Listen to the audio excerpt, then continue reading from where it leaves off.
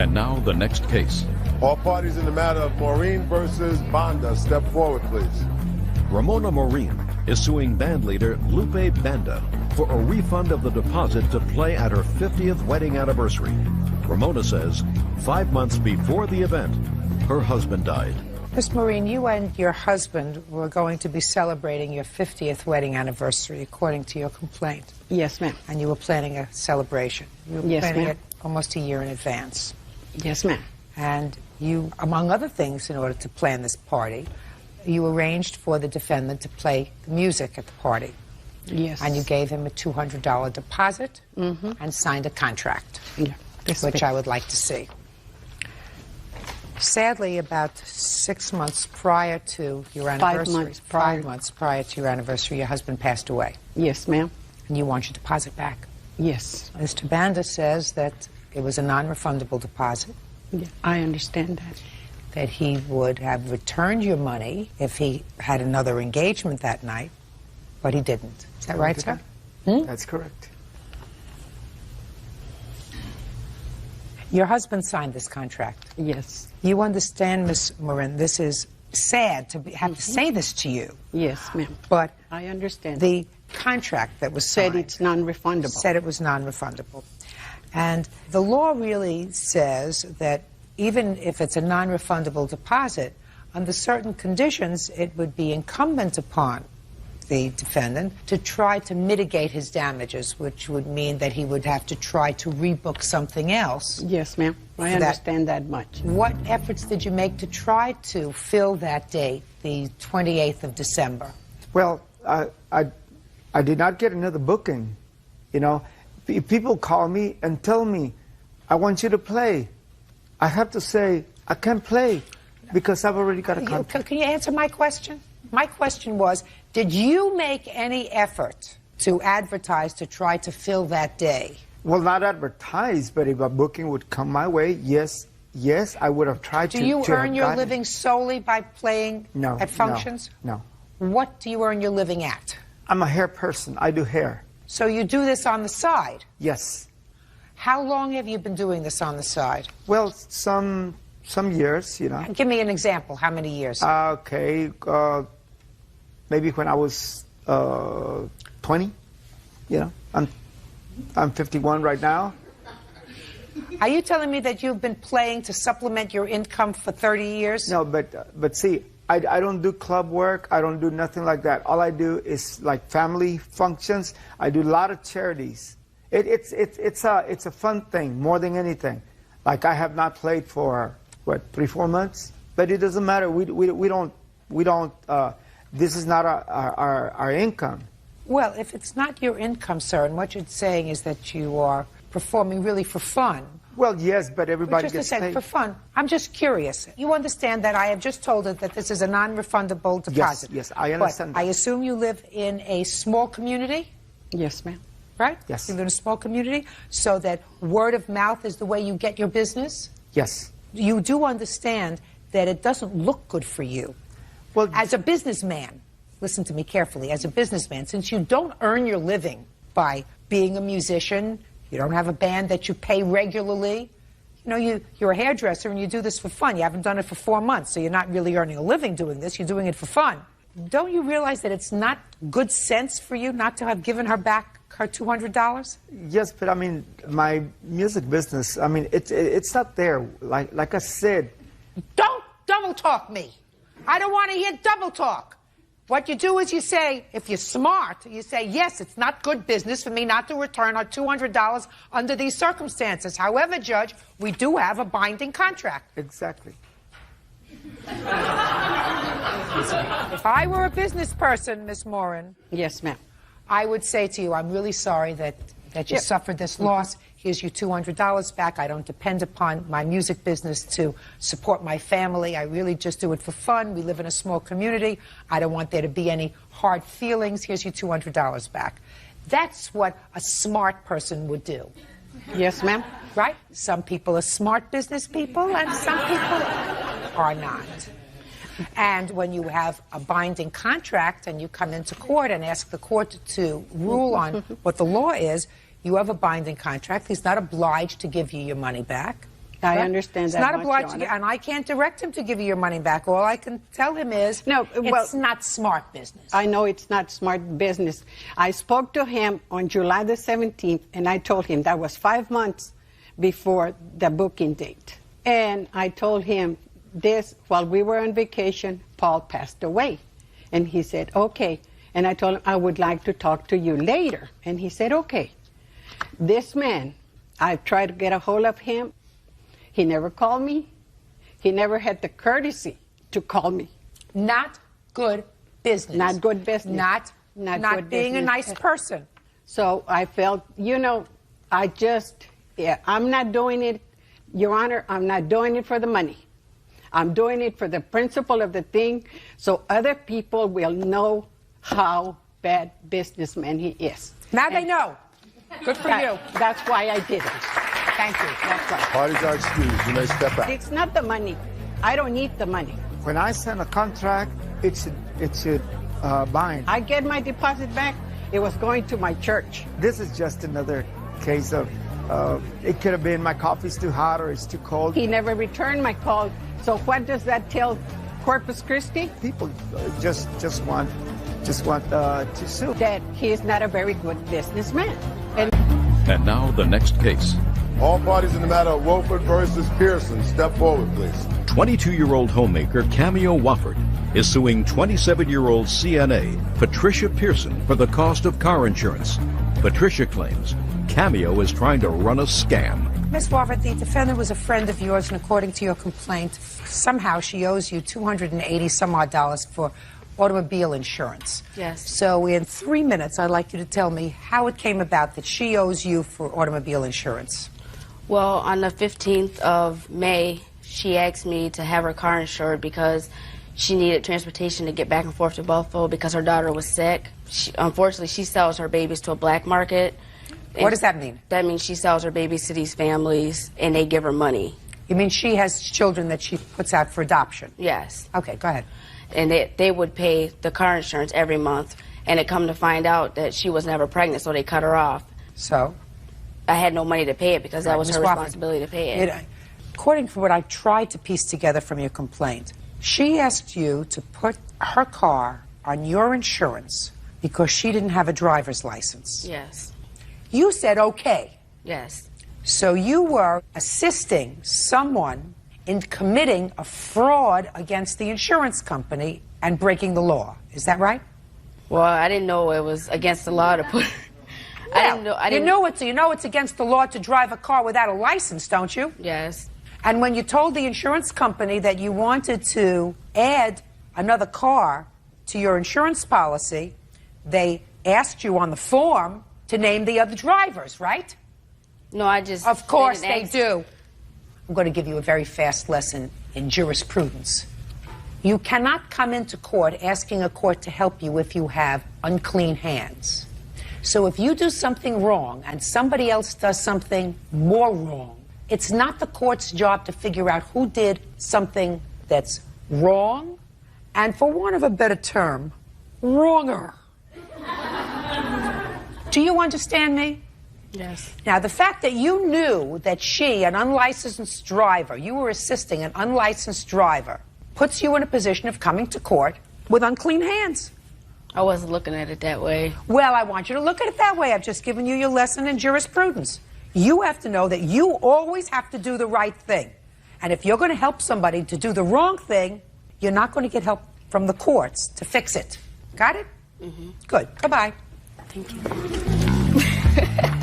Her sister went to prison for 3 years. She's been to jail. She sold like 4 kids. I don't even know where she got that from. It was an aunt that asked me that said that she was going to pay my car insurance. She caused a lot of problems. She got evicted from her apartment, so she's just dirty. We're not friends anymore.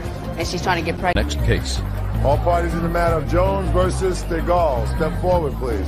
18-year-old waitress Bonnie Jones is suing her ex-boyfriend, 20-year-old tile installer Thomas Stegall, for writing checks from a shared account after they broke up. Miss Jones, Mr. Stegall was your boyfriend. Yes. While you were together, you made the monumental mistake of having a joint bank account with him. Yes. It was probably a mistake for both of you, but certainly since you're on that side of the table, it was a bigger mistake for you. According to your complaint, at the time you broke up, you left some of the checks in the apartment or in the house where you were living. Yes. Mr. Stigall found those checks because he had not been writing checks on the account you had. And over the next month, he wrote a series of checks. The bounced fees, et cetera, came to about $600. Is that right? Yes, ma'am. And there's no question, these were all his checks, his withdrawals, after you broke up. Is that right? Yep. Now, I think, Mr. Stigall, you acknowledge that all of these checks were written after you broke up. Is that right? Yes, ma'am. So now, I would like you to tell me, and at the same time you're going to tell Bird, your defense. When we split up, I hadn't been using the checkbook. I wasn't allowed to. So when she left, I figured there was still money in there for me to use. I didn't know. Do you know how to use a telephone? I didn't know where she was. But you know where your bank was. Yes, ma'am. Would it ever dawn on you to go into the bank and find out if there was any money left in that account? It didn't occur to me, no, ma'am. Okay. So continue. Bird's still listening. Well, basically, I found the checkbook, and I decided that, well, I really wasn't thinking straight at the time, I guess you could say. I needed a few things, or wanted a few things, and I ended up writing a few checks that turned out to bounce. And she's called me quite a few times since then to let me know, and I told her I'd do the best I can to work on it, but I just got employed again, just getting stuff straightened Would you out. tell me what your defense is? I had no idea there wasn't any money in the account. I thought that my money was still in there. So if you knew that there was no money in the account, you wouldn't have written these checks. Is that what you're telling me? Yes, ma'am. So then you owe her the money, right? Yes, ma'am. Isn't this easy? Judgment for the plaintiff in the amount of $606. That's it. Thank you. Excuse, you may step out. It's very fair. I think it was fair. I think it was kind of unnecessary, personally. I gave him 6 months to get a job, to start making payments towards $606, which is really not that much. I was trying to pay back the money as I could. Like I said, I just got employed again, and I really thought it was all unnecessary. It took him 6 months to just get a job, so how much longer is it going to till I see the first payment? I couldn't even begin to tell you what goes on in a woman's mind. One too many arguments. I tell you, it left me as confused as anything I've ever been through. I don't think he should have been as shocked as he says he is or was. I came home, she was gone, and things just took a turn from the worse from there. Everything just, my life slipped apart. It was just the way I left. Pick up a little piece every day, lose a piece here and there. I will never, ever again hold a joint checking account with anyone. Phlebotomist Shauna Hunter is suing her boyfriend's ex-girlfriend, 26-year-old customer care representative Javon Franklin, for keying her car. Javon is countersuing, claiming Shauna slashed her tires.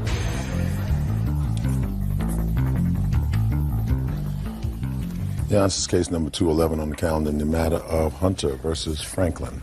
Parties have been sworn in, Judge. You may be seated. Thanks, Bert. Folks have seats. You're welcome, Judge. Is the boyfriend here?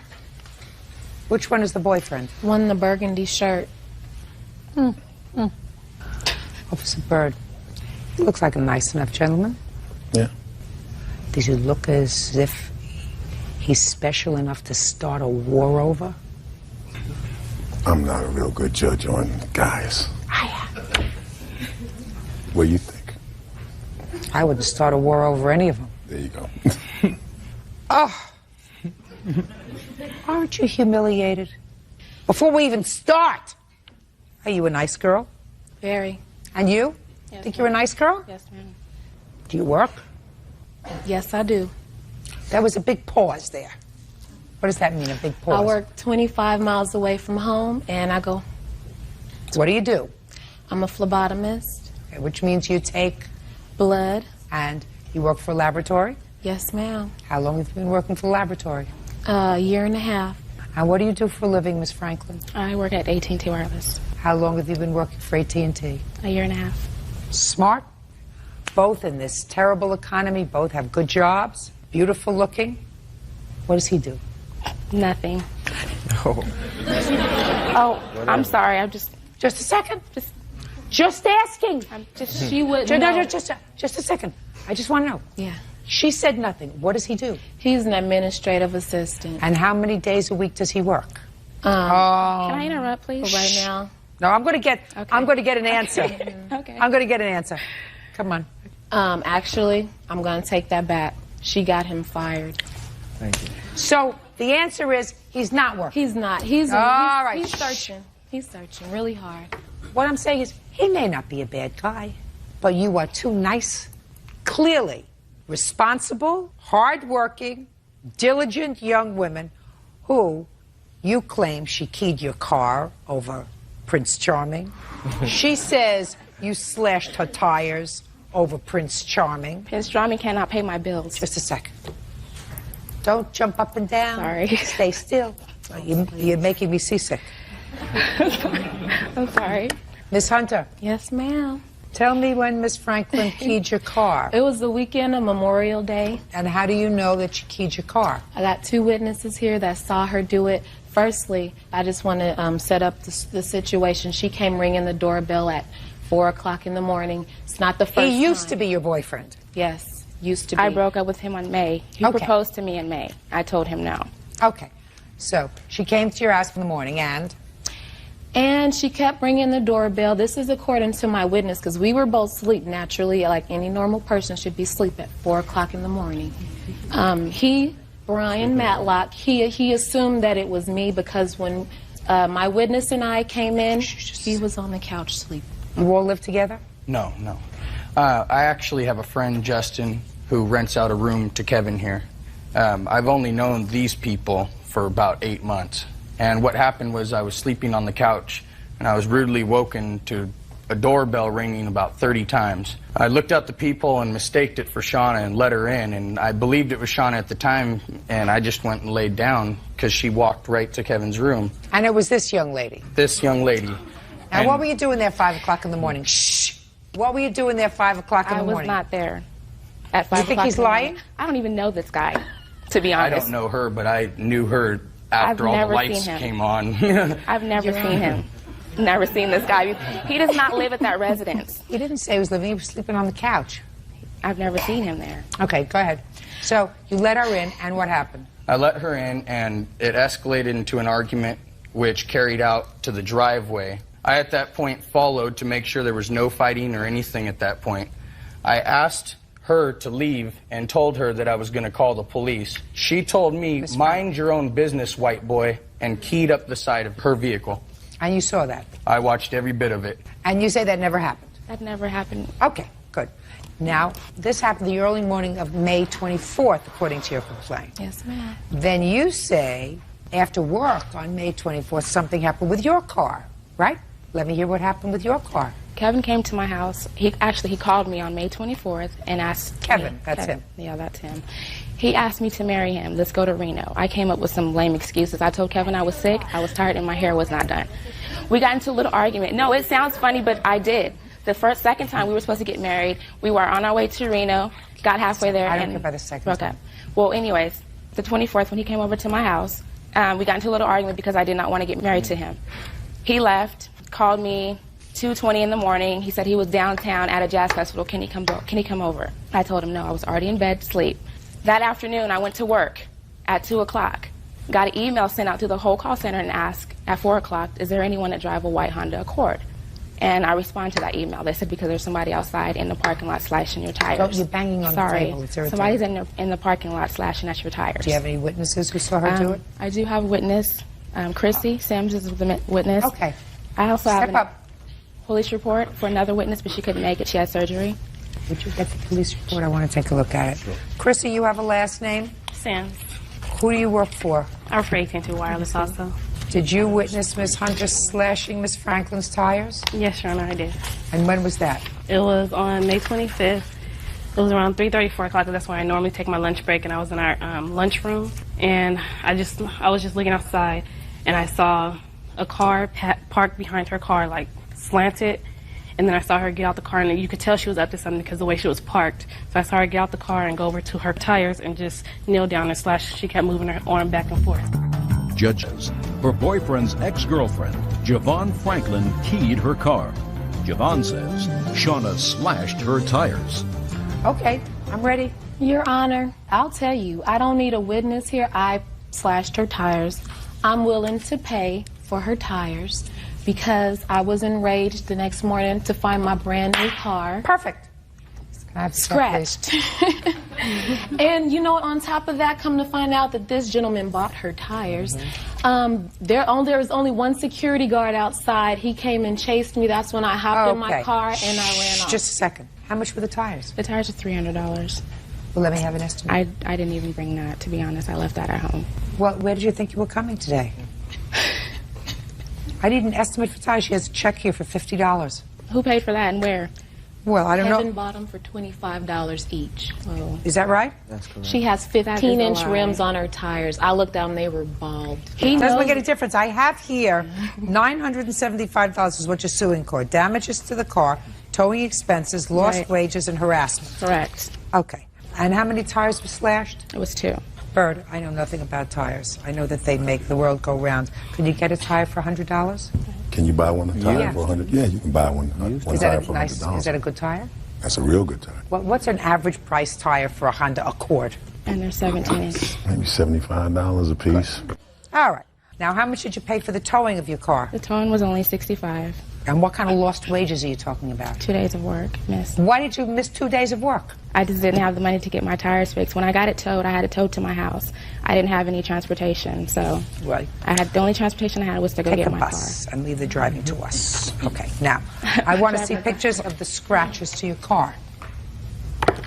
By the way, she scratched it 2 times on 2 separate occasions.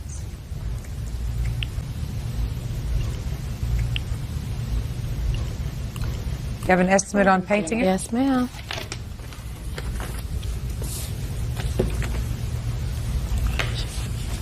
There isn't much of a question in my mind that Miss Franklin keyed your car. She certainly acknowledged the fact that she slashed your tires because she was angry. Your Honor, I did not key her car. Yeah. I would like to take a lie detective test, if that's possible. Okay. Anyway, that's my finding, and I think that you two ladies should just cool it. I agree. Totally. And it's going to cost you some money to fix your car, and I'm going to do a set-off because I have a claim and I have a counterclaim, and after I did all the math, although you have a claim for some $1,100 for the painting of your car, you're going to get $785 because I have deducted what I believe is the cost of the tires and the towing. Judgment for the plaintiff, the amount of $785. That's all. Thank you. Parties are excused. You may step out. She's more than welcome to have me. She's actually doing me a favor. As soon as she moves on with herself, the better off she'll be. He said, I hurt his heart for the last time, and I will pay for this. We were doing just fine until she came back around, just causing trouble, knocking on the door at 3 o'clock in the morning when nobody wants her there. This is my payback. It's cute. Is suing technician Linda Terhune for pouring soda on his head in a movie theater. Linda says Michael was talking during the film.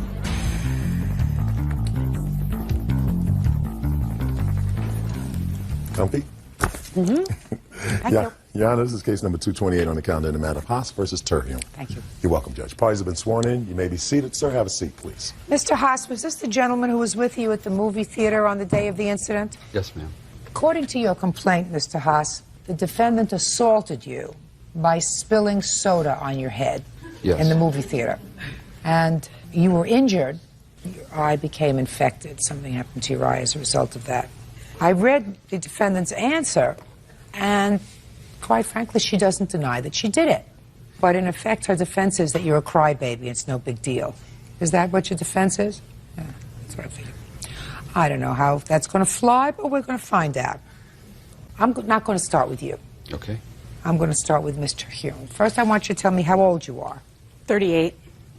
You work? Yes, ma'am. What kind of work do you do? I'm a technician on computers. Tell me when you went to the movies on the day that you came into contact with Mr. Haas. What date was that? I don't remember. He says it was the 7th of November. Is that right? Yes. Okay. What movie were you going to see? Frida. Good movie. For what performance did you buy a It's ticket? the first one, like 11 o'clock, I think, or In the noon. morning? Yeah. Busy theater? Not a lot of people that day, maybe 30 people. Now, you arrived at the theater, bought your ticket, and went and took a seat. 30 people, so the theater wasn't full. When did Mr. Haas arrive? Probably 5 minutes after the movie had started, and it just took him a little bit to settle in. Where did they settle in? Right in front of you? In front of me and down maybe 6 seats, probably. Tell me what happened. They were talking, and they weren't, I mean, at first it was like we have our seats now and that kind of thing. But then they kept talking. It wasn't about the movie. They were talking about how they got there and things like that. They were just chatting. And people were staring at them. Finally, I said, please be quiet. And Mr. Haas turned to me and said, we're not being loud enough to disturb you. So then they were quiet for like 10 minutes, and I didn't care. If he had to call me so he'd be quiet, I didn't care. Okay. But then they started again. And again, it wasn't, what did she say or anything? It was just chit-chat. So I got up to leave. I figured, I'm not going to be happy here. There's no point. And as I walked past, I walked right past his head. And I had a big soda in my hand, and I poured it over his head. Shh. Okay. So then he, people laughed, and he jumped up and said, you're going to go to jail for assault if I have anything to say about it, and started running and carrying on. And I was leaving, and he was following me, and I figured he's just going to get my license plate, and he can call the police and tell them what a mean lady I am. And instead, I had this book bag. It was heavy enough that it carried books in it. It wasn't like a shopping bag or anything, but it was made out of like a plastic material. And he grabbed it and ripped it in half. I don't have it. I gave it to the police. I wasn't sure if I could take him physically, so I decided to just wait for the police to get there. And they came and they issued citations to both of you? At his insistence. Okay. Mr. Haas, let's take it step by step. Did you arrive 5 minutes after the movie started? The credits were still rolling. I don't care what 5 minutes after the movie started, you arrived. About? Why? Why? Why? Well, it was actually the right time to arrive. Why? Well, we didn't have to watch the previews. Yeah, but people got to a movie theater and they settled in, and the movie theater went dark, and then you decide, quite selfishly, to arrive.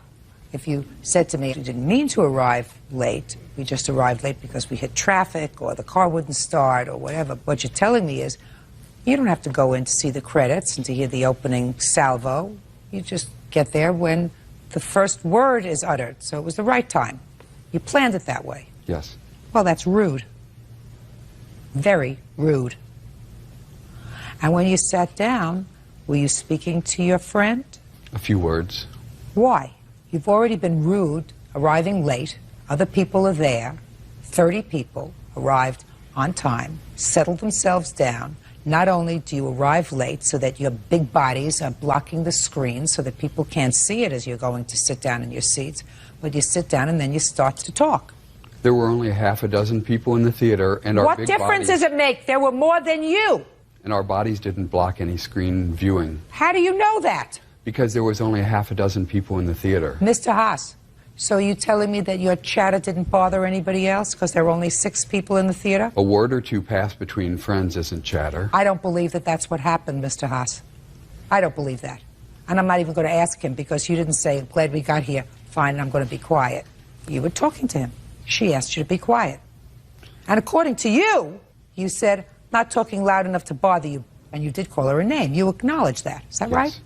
Well, you're rude and disrespectful. I'm not saying that she had any right whatsoever to do what she did. But I want to tell you something. Most of the people who are sitting here in the courthouse today, as well as Bird, certainly myself, have been in positions where we've gone to the theater, we're respecting the rights of others, and some people who are totally self-absorbed, selfish people can ruin their good time by sitting and chatting because they just don't give a damn about anybody else, and that was you and your friend. Right? I guess so. You're damn right. Judge Judy continues, claims his eyes were burned when Linda Terhune dumped soda on his head at a movie theater. Linda says Michael wouldn't stop talking during the film.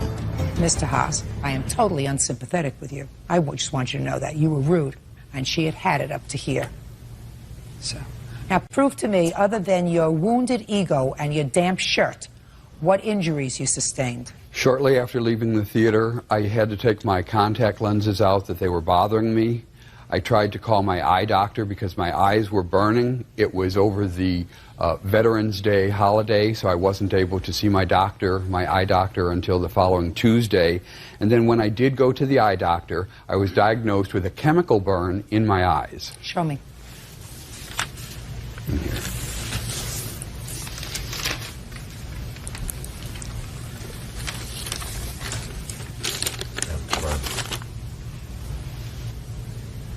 Are these two different office visits? Yes. I'm just looking for the date on here. 11/12 was the first date. So 7, 8, 9, 10, 11. So 6 days later, you went to the doctor for the first time. Is that right? It was Veterans Day weekend, and all the doctors were unavailable. No, that's not true.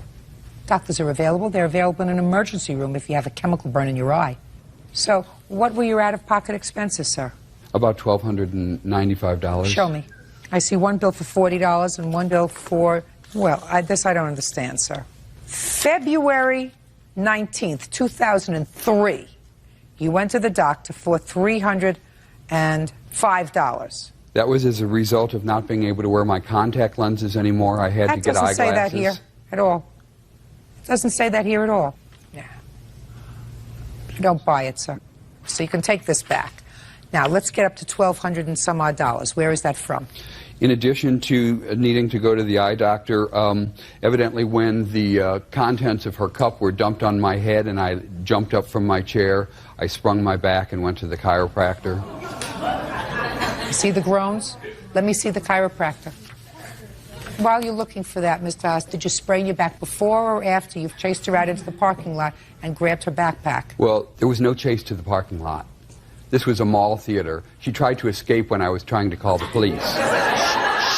Please, was the injury before or after you grabbed her backpack? It was before. Okay. Now let me see the report from the chiropractor.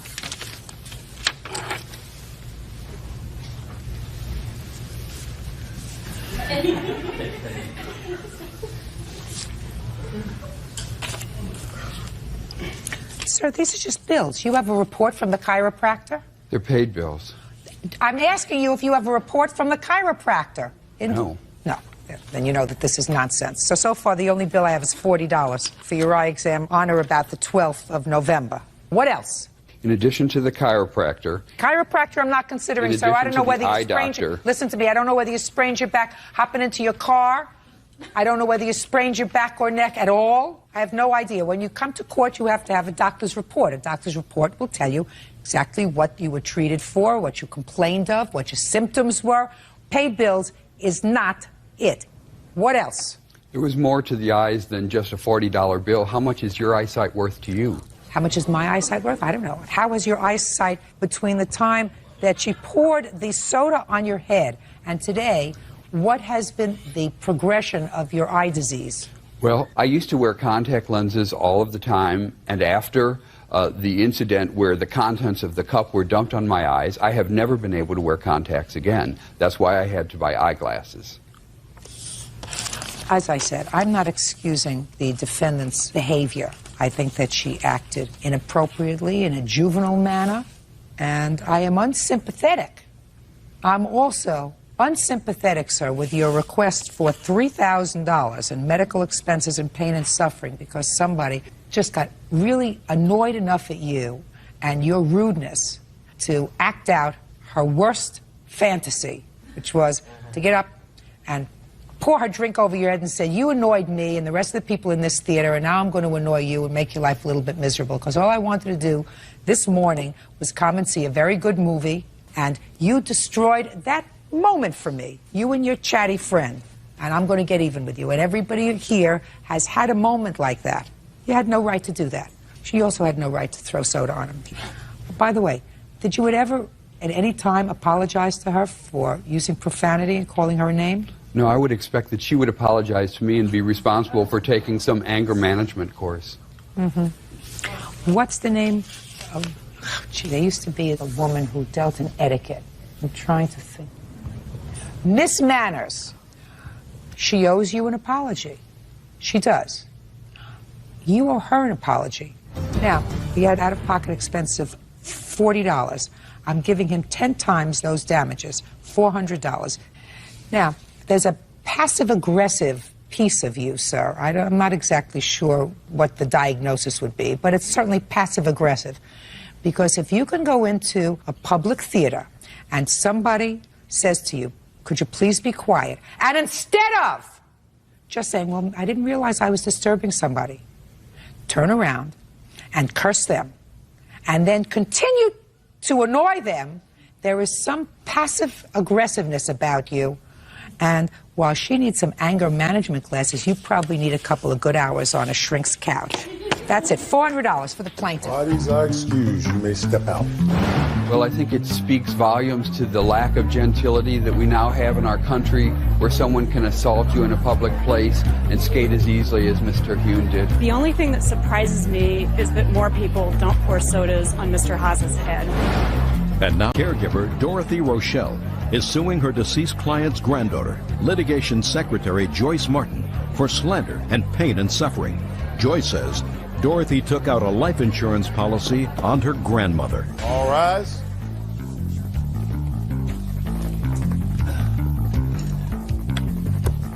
Now, this is case number 271 on the calendar in the matter of Rochelle versus Martin. Thank you. You're welcome, Judge. Parties have been sworn in. You may be seated. Folks, have a seat.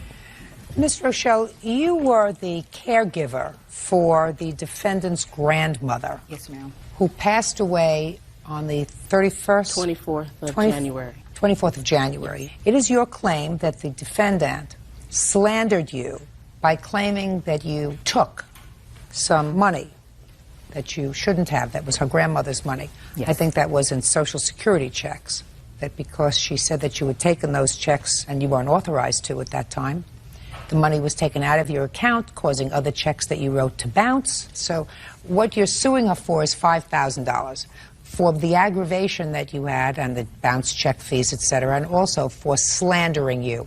Yes. Ms. Martin is going to explain to me what happened. She says that this whole thing is really about an insurance policy that you had on the life of her grandmother, correct? Correct. Okay. So let me try to place this in perspective. Ms. Rochelle, when did you start to act as the caregiver for Miss Martin's grandmother? In May of 1999. What was wrong with her grandmother? She couldn't walk very well due to rheumatoid arthritis, and she's a diabetic also, so she didn't get around very well. Was your grandfather alive at the time? In 99, yes, he was. So were you caring for both of them? I cared for him also, yes. Were you living in or just... Yes, I was to live in. Who hired you?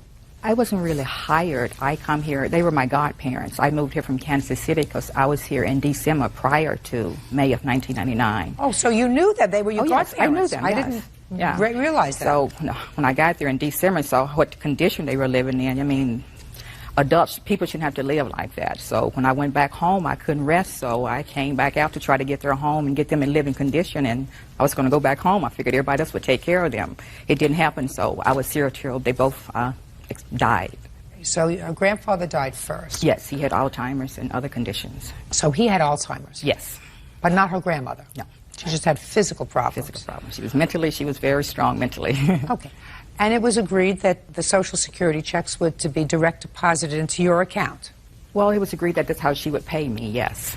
So she was paying you? Yes, the last year, the first 2 years I worked for, took care of her and Mrs. Spivey with no pay. How much was she paying you? June of 2002, she started paying me $1,100 per month. But prior to that, she wasn't paying me anything. Oh, just a second. Now, was that $1,100 her Social Security check? Yes. Now, when did you leave the employ of, what was your grandmother's name? Mrs. Alberta Spivey. When did you leave Miss Spivey's employ? I came home one Friday evening, and she explained to me that Monday, which would be the 28th, that she would be going to the hospital and from there to a nursing home. Okay. Now, that you claim that she told somebody at the bank that you had stolen money or taken money. What money? I have an affidavit with a check that Miss Martin accused me of stealing, which was a check that I received every month for Mrs. Spivey. For Mrs. Spivey. What month? November 1st. Well, you weren't in her employ in November. But she still expected me to take care of her. I was her sole provider. No. She left on October 28th. November 1st. You got the check. It should have been returned. Is that the check we're talking about? The arrangement we made was that when Mrs. Spivey came to me in April of 2002, she didn't pay me for April. So when she left, by her not giving me a 30-day notice, I was supposed to keep November's payment also. That's the arrangement we made. That's hearsay, madam. if she left your home on October 28th, Okay. and if Miss Martin complained that you had taken November's check and appropriated it for yourself, and it was a Social Security check, then she didn't slander you. Is that the check you're complaining about? Well, Mrs. Martin had no arrangement with Mrs. Spivey's and I arrangement, you know. I mean, there's no written document saying I get this every month, I do that. You know, I cast a check, she'll give me what she Well, wanted. if there's no written document, then you can't take her Social Security. Her Social Security goes to her. So if that's what you're complaining about, Miss Rochelle, your complaint is falling on deaf ears. She says that this is all about an insurance policy, and I'm sort of curious about that insurance policy. When did Miss Spivey take out an insurance policy naming you as beneficiary? She had the insurance policy in 2001, but when she came to live with me, she complained the whole time. We talked previously on the phone. Just all the answer time. my questions. You can't tell me what she said to you. She's not here. August, I believe, of 2002. August of 2002, she changed the insurance policy, making you the beneficiary. Yes. Who had previously been the beneficiary? Her daughter in Topeka, Kansas. And where did she go when she changed the insurance policy? Did she go to somebody's office, or did somebody come to her? The insurance agent, which is present here in the court, he came to our home and took out the policy. Who was the insurance agent? Mr. Harvey. Step up, please. Your last name is Harvey? Yes. May I interject for a moment, sir? Yes. The insurance policy prior to August 20th had lapsed. So a new application was issued August 20th, 2002, and this is the application to which plaintiff is referring. So in August, when you came to the house, sir, she did not have insurance. Correct. Had you been Miss Spivey's insurance agent previously on the old policy? No. And when you came to the house, you wrote up another insurance policy and named a different beneficiary. Is that correct? Well, I Is don't that know. correct? That you wrote up another policy with a new beneficiary? Correct. Just answer my question. Well, I didn't know who the first beneficiary was. Who determined, Ms. Martin, that the signature on this new policy was not your grandmother's signature? The policy issued in August 20th, 2002 is her signature. The policy was amended in November. That is the signature my mother and I have disputed with Guarantee Life Insurance. That is not her signature. What do you mean the policy was amended in November? Okay. Was the policy amended in November?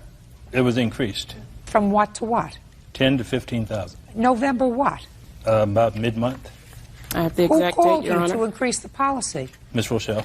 Miss Rochelle, who was no longer taking care of Miss Spivey. Is that right? I was taking care of Miss Spivey. I was No, running she- back and forth to the nursing home taking care of her. Yes, I was. On November 8th, she was not in the nursing home. She was at Brotman Medical Center. Well, I was out there also. Records can show that, too. But also, Your Honor, this policy is a joint whole life policy with my uncle and my grandmother. My uncle was incarcerated through at least January 19th, 2003. His signature also appears on both applications. I don't see how that's possible. I don't know either, but are you still in litigation with regard to that second policy? We were told by Guarantee that the policy would not be paid. so And it we has have- not been paid, is that right? Yes. Judge Judy will continue in a moment. Claims her deceased client's granddaughter, Joyce Martin, falsely accused her of stealing. Joyce says Dorothy took out a life insurance policy on her grandmother. All right, not so hard. Miss Rochelle, you had no right to keep in your account Miss Spivey's Social Security check for the month of November of 2002. You were no longer taking care of her. The $1,100 was to provide for her care. She was either in a hospital or she was in a nursing home during the month of November. Both of those facilities were entitled to a piece of her Social Security check, not you. Miss Martin. Yes, ma'am. She has a very simplistic lawsuit here. Her lawsuit says that you accused her of stealing money, of using money that she wasn't entitled to. Correct. And I've just told her that she wasn't entitled to that money that she had in her bank account. Okay. And that if, because of your complaint, that money was withdrawn from her bank account and she suffered damages because other checks bounced, that's too bad. That's correct. Too bad. She had no right to keep that money. It was a Social Security check. I've answered you. You had no right to keep the money. You may disagree with me. That's your problem. Your case is dismissed. Goodbye. Good luck. Parties are excused. Step out. I took care of this woman, grandmother and grandfather, for 4 years. She was too good to take care of them. The package I brought with me today are the remains of my grandmother. That she got the audacity to take me to court when she never came around. And had her here for moral support today. She had her girlfriends and everything she's sleeping laying up with, but she couldn't take care of her grandmother. I did it, put my life on hold, and I'm the bad guy now. And now the next grade is suing business owner Tim Oviatt and his former employee Donald Fisher for assaulting her in their store. Donald is countersuing, claiming Lisa assaulted him.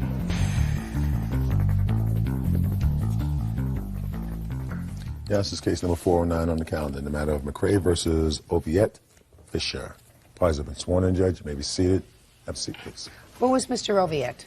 I am, Your Honor.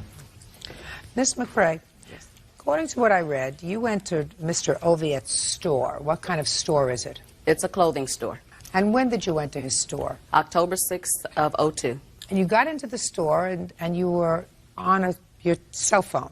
A gentleman came over to you who is no longer here. I understand that person who came over to you and told you that you weren't allowed to use a cell phone in the store has died. That's correct, Your Honor. And that person's name was? Roland Espinoza. And he had been ill in October of 2002. Yes. Came over and told you that you couldn't use cell phone, and then there was some sort of an altercation. It is your claim that Mr. Fisher, as well as Mr. Espinoza, an employee of Mr. Oviatt, assaulted you, and you want to be compensated. Mr. Oviatt, I gather, was not present. That's correct, Your Honor. But Mr. Fisher was present, and Mr. Fisher says that you actually were the one who precipitated the assault.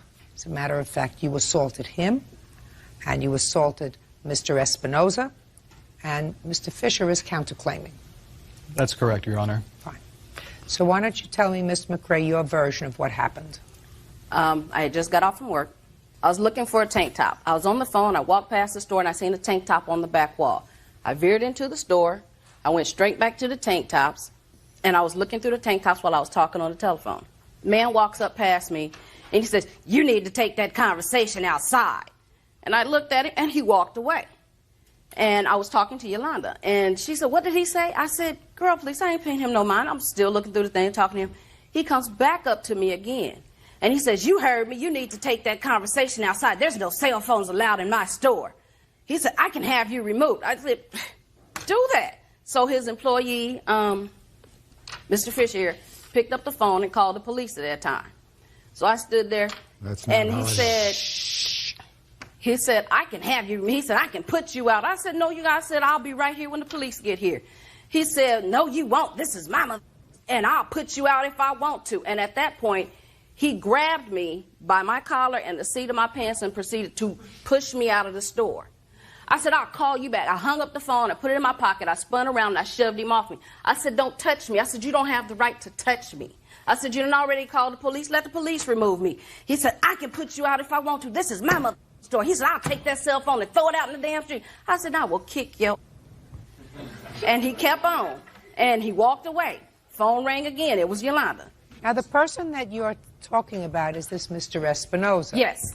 Who put you out? So, no, he never put me outside. He tried. You told me that he grabbed you and he put you outside. He grabbed me several times to throw me out. Okay.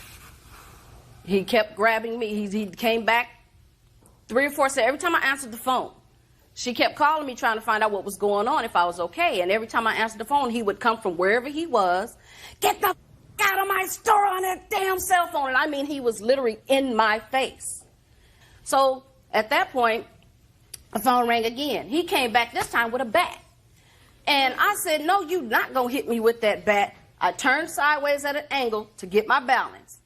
And I turned the phone sideways to my face. I said, "If you hit me with that bat, I will up."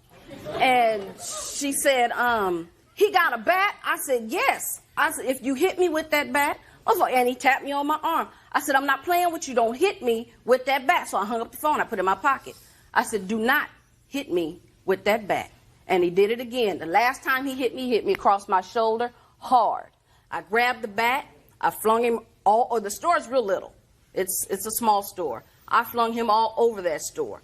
I had him on, he was holding on to that bat for dear life. I had him on the floor with his back pinned up against one of the clothing shelves. I could have stomped the dog mess out of that man. I could have put my foot in his chest to snatch that bat. I just wanted the bat. I snatched him up because he wasn't letting go, and I hemmed him up on the wall, and I punched him in his mouth. I said, that boy, I pulled him down some more. We tussled some more. I got him up in the dressing room. And when I turned around, something just told me to look, and I turned around, and Mr. Fisher sprayed me in my face with mace. Caught me on an exhale. I wiped my face on Espinosa's sleeve, and I turned around again to see who it was before I swung, make sure it wasn't the police. And I looked again, and he sprayed me again. I let go of Espinosa, and I turned around, and I punched Donald Fisher. And I was getting ready to hit him again, but I took an inhale, and I couldn't breathe. I said, okay, I'm going outside on that note. Mr. Fisher, how long have you worked in the store? I worked there for the total of 1 year. I don't work there anymore. At that point, I had been there probably about 8 or 9 months. Okay. Would you describe Mr. Espinosa, please? Well, Roland was a very small man. He was only about 120 pounds because he'd been ill for quite a long time. And he was actually a very soft-spoken man as well. So hearing this story is greatly embellished. Just tell me put your hand down. First of all, is there a policy in the store with regard to cell phones? There is a no cell phone policy in the store, and it's posted on the front door. And what does it say? It's a symbol, May I see it? No food, no cell phone, no drinks. I'll get to you, madam. Just put your hand down.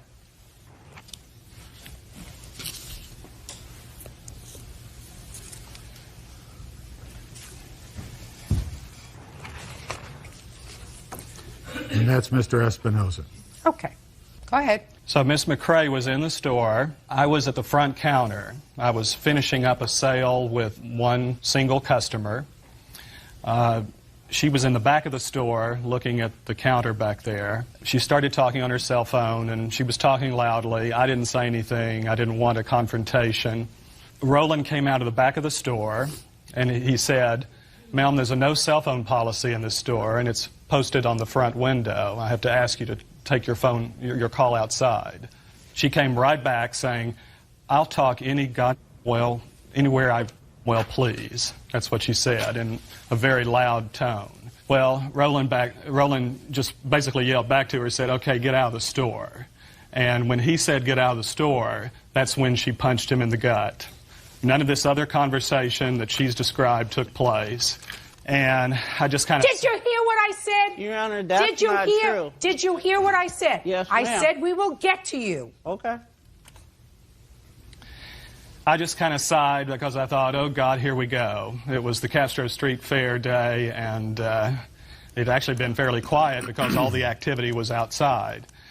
And I just picked up the phone instantly, dialed 911. The operator came on pretty quickly, and I started...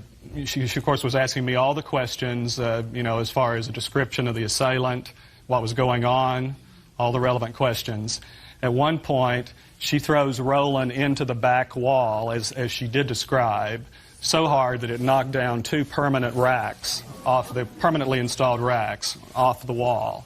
I'm still answering questions from the 911 operator. Next time I look up, she's thrown him into one of the 2 small dressing rooms that have saloon-style doors on them, and she's pounding him in the face.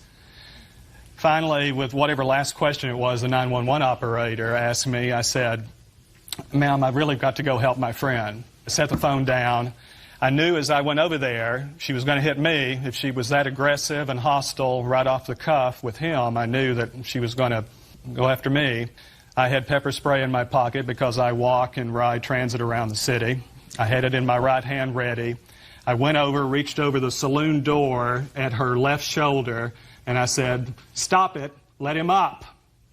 And as soon as I did that, she reared up and slugged me, clipped me right on the chin. As soon as she clipped me, I sprayed her. And she took another swing at me, but she kind of swung blindly at me because I don't think she could see me. And she started to stumble toward the front door. I went over to help Roland. He was all the way down on the floor. She had pounded him to within a foot of the floor, and he was all bloodied, his lip cut. I looked up, and right as she was going out the front door, there were 4 or 5 police officers there. Was she arrested? Yes, she was arrested for assault. Judge Judy continues in a moment. Are you... Retail salesperson Donald Fisher sprayed her with pepper spray. Can I see the police report, please? Now I'll hear you. Stand up. Tell me your name. Yolanda Chelsea. Okay. Your Honor, I was on the phone with Miss McRae when the gentleman approached her. He did not say it in a nice manner. You need to leave the store. There's no cell phone policy. He came out with, you need to get off that phone and take that conversation outside. Okay. So he said, you need to get off that phone and take the conversation outside. That's what you remember? Yes, ma'am. Okay. What's next? Then the phone clicked off. I called back to make sure she was okay and what was going on. And he was screaming and yelling, sounds like at the top of his lungs at her, that he was going to put her out the store. She didn't have the right to stand in the store. And then the phone clicked off again. I called her back 3 or 4 more times, and I couldn't get through. Then I called her back again, and the first thing I heard is, you better not hit me with that bat again. And then the phone clicked off again. The next time I talked to her, she was in the back of the police car on the way to the police department. Okay. Judge Judy, I have proof that he just lied to you. I'll hear you. He told you that I hit him several times. I beat him down, what have you. Beat who down? That I beat Espinoza down. That's correct. Okay, I hit Espinoza one time. You told Here's the just one time. I did not beat him down. Listen, this is the picture.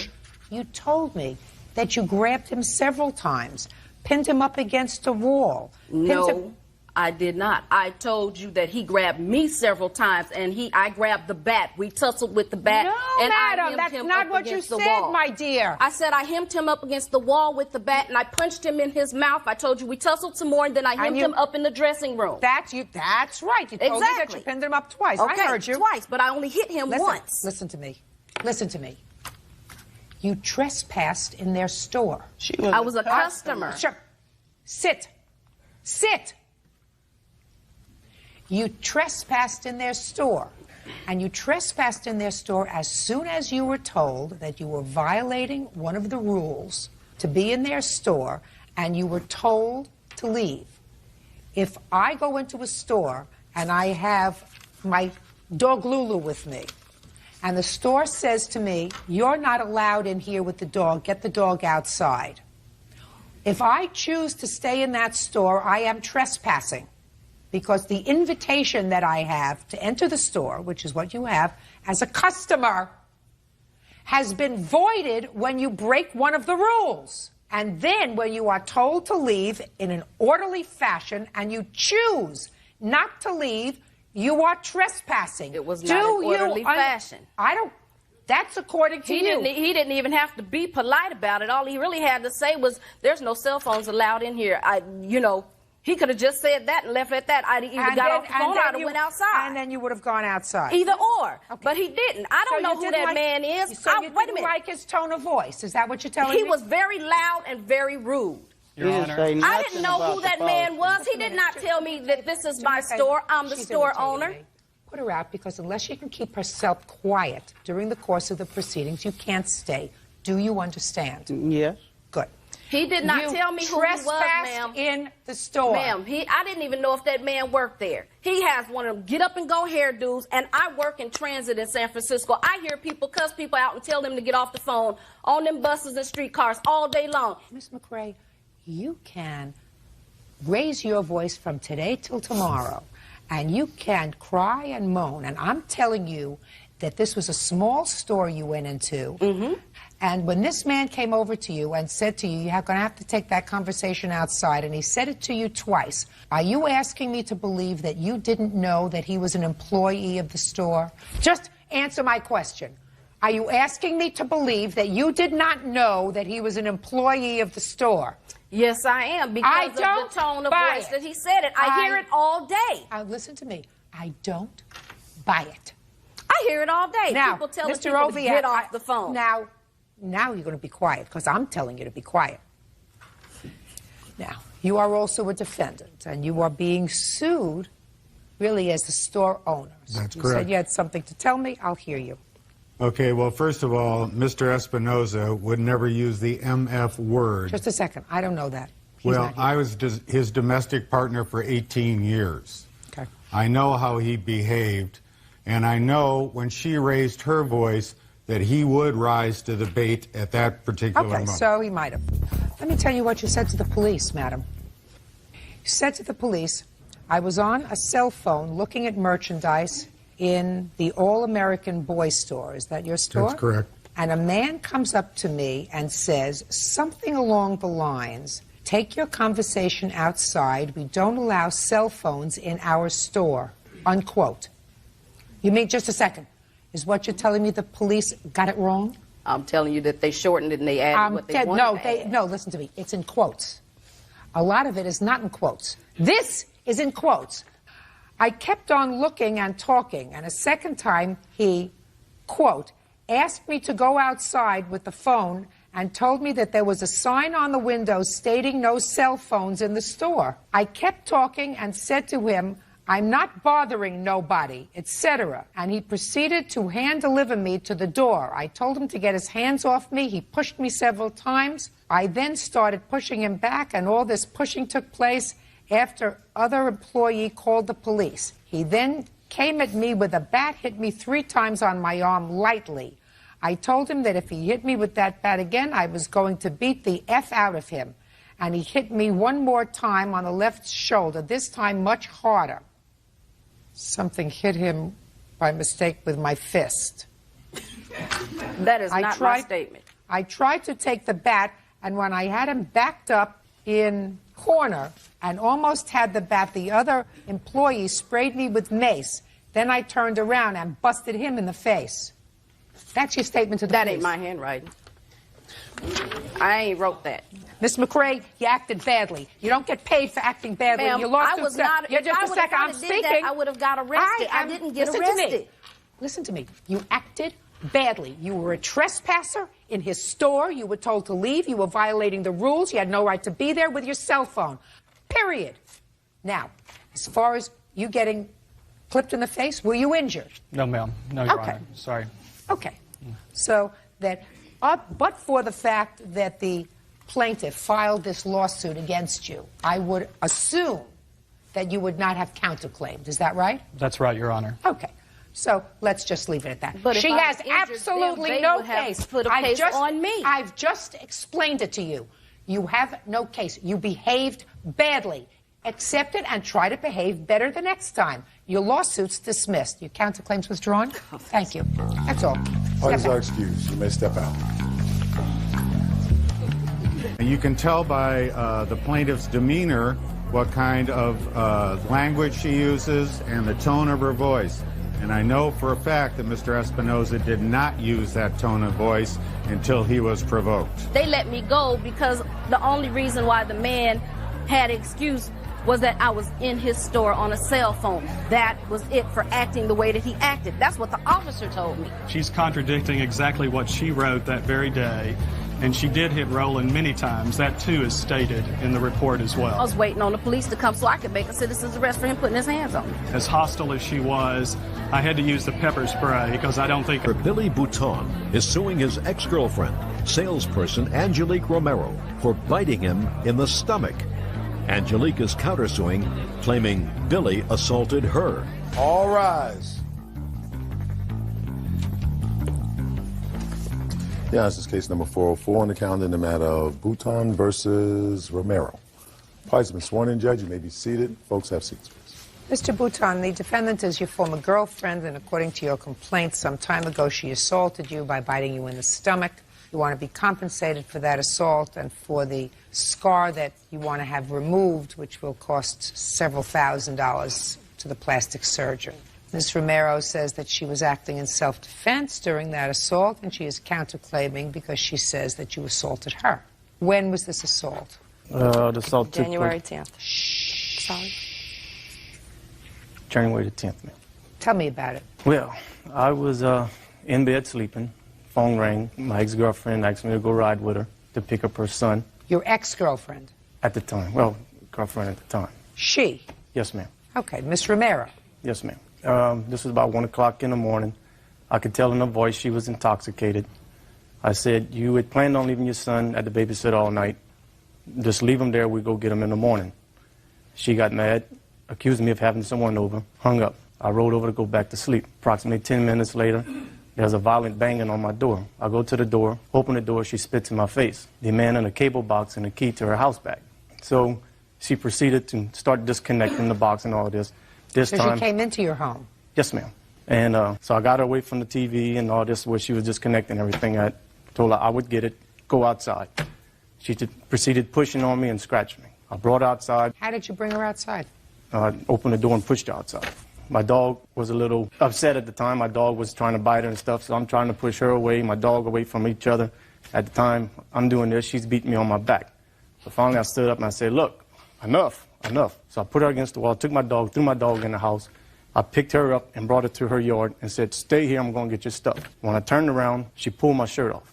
I picked her up again to bring her in the yard, realizing at this time I was in a kind of vulnerable moment if she decided to kick. When I went to put her down, she went down and bit me 3 times on my stomach. You have scars? Yes, ma'am. I have pictures of scars.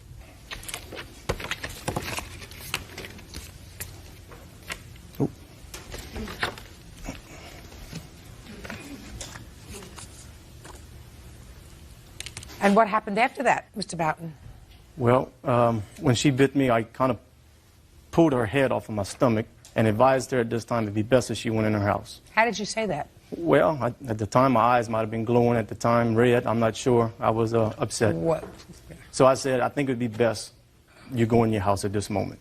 So she did. She went in the house. I went home and called 911 to document this. Police came over. You have the police report? Yes, ma'am, I do. I'd like to see it.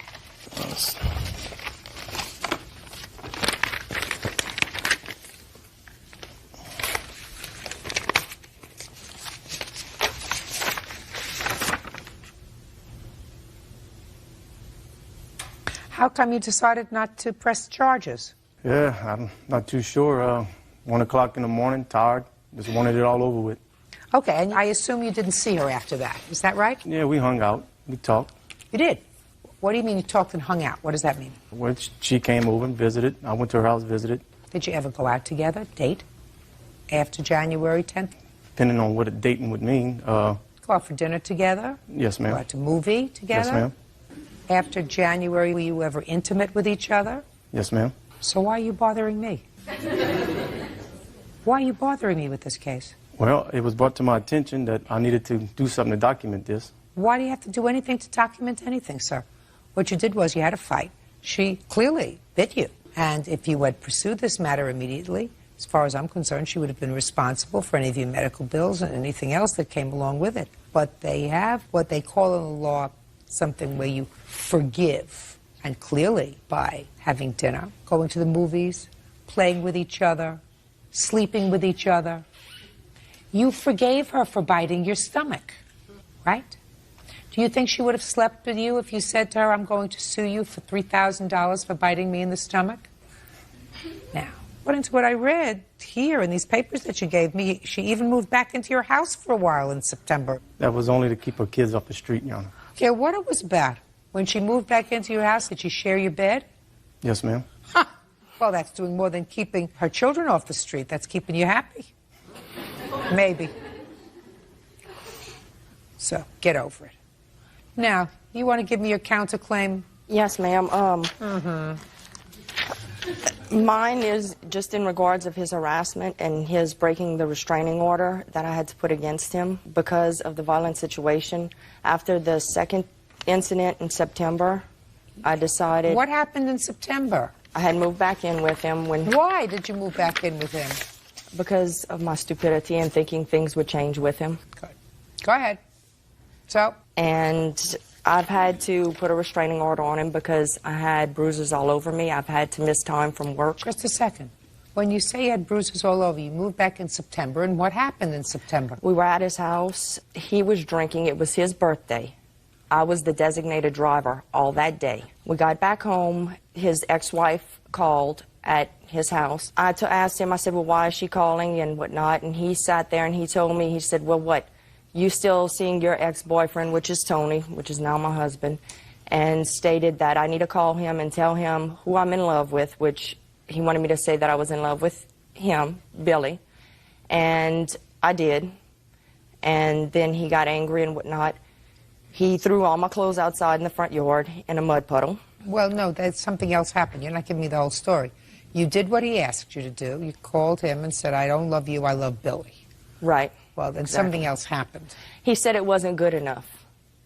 He had me by the neck. He told me to leave. He started throwing my clothes outside. When I decided that it was a bad situation, I went to get the phone to call 911. I picked up the phone. He grabbed the phone from me. He sat there and he told me, he said, when he yanked the phone, exact words were, "What the F are you doing? Are you stupid?" Judge Judy continues in a moment. Bouton claims ex-girlfriend Angelique Romero bit him in the stomach during an argument. Angelique says a drunken Billy was beating her up. Go ahead. So I walked outside the sliding door. There was Nicole and Morgan there, two friends. And I asked Nicole to borrow her phone. She gave it to me. Whenever she gave it to me, he yanked it out of her hand and said the same thing to her. I don't hear any bruises. I do have I had bruises on my back from him throwing a beer bottle at me. I had bruises on my leg. You have a police report? No, ma'am, but I have pictures. I'll take a look at her pictures.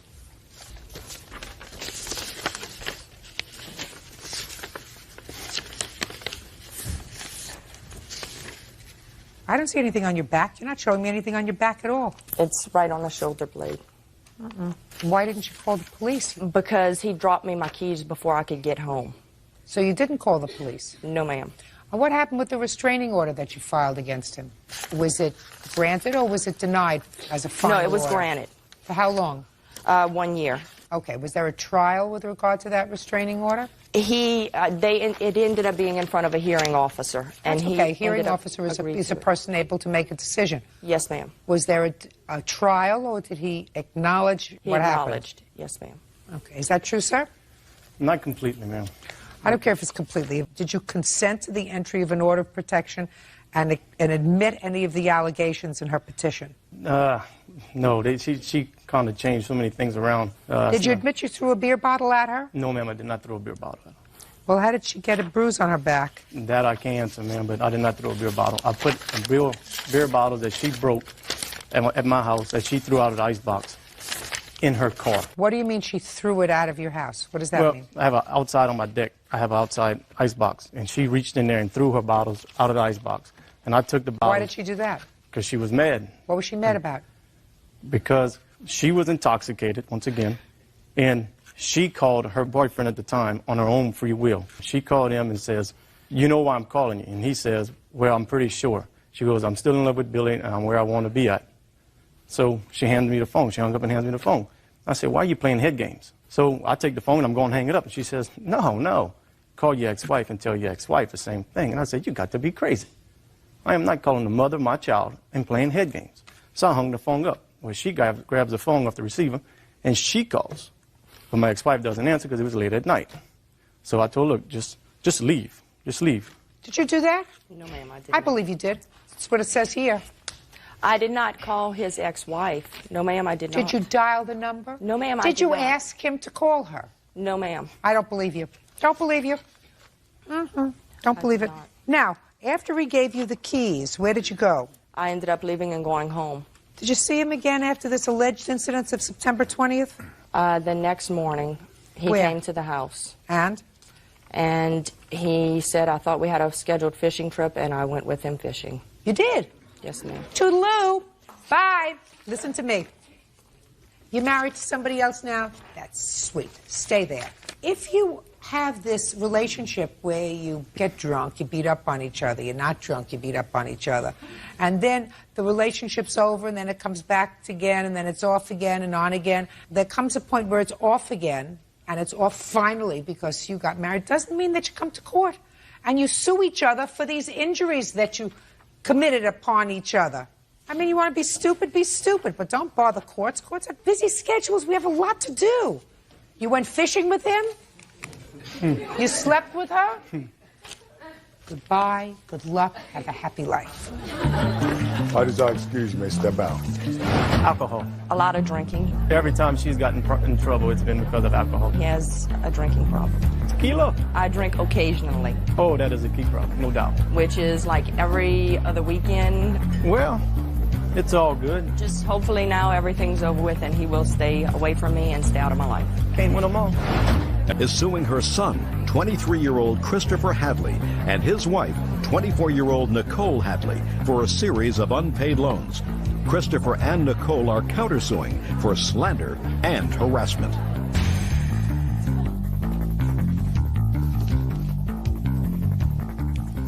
Now, this is case number 460 on the calendar, the matter of Underwood versus Hadley. Parties have been sworn in. You may be seated. Have seats. Miss Underwood, this is your son, is that right? Correct. And his wife, your daughter-in-law. You claim a series of loans to your son and daughter-in-law. One really to both of them, two to her, one specifically to him. Mm-hmm. They say that there was never a loan arrangement. These were all gifts that were made by you. And they are countersuing because they say that you have embarked on a series of harassing phone calls to both Child Protective Services and the police, and they want to be compensated for that harassment. Correct. Is that right? Correct. When was the first loan that you made to your son and daughter-in-law? It would be for their moving expenses that they moved from Virginia to California. Well, tell me about how the loan came about.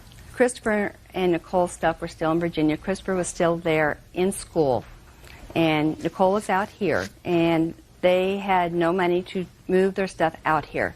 They asked if we would pay for that, and they would pay us back. Actually, Nicole came to my house and said that she would pay half of it immediately before she left, but she did not. And well, how did you arrange for the money? I don't understand how you arranged for the money. I had money in my savings account. What did you do with the money? I had a cashier's check that I paid for the moving van for them. I also had a charge card for the vehicle transport for their vehicle that came out also. When was she supposed to pay you back? She was going to pay back half of it before Christopher actually came out here, because everything was due on the arrival of the furniture as well as the car. And she told me she did not pay it because she decided to buy plane tickets to go back to Virginia, and she needed money to pay for the apartment. I said, well, you still owe me money, and then they said they would pay monthly installment payments to pay it.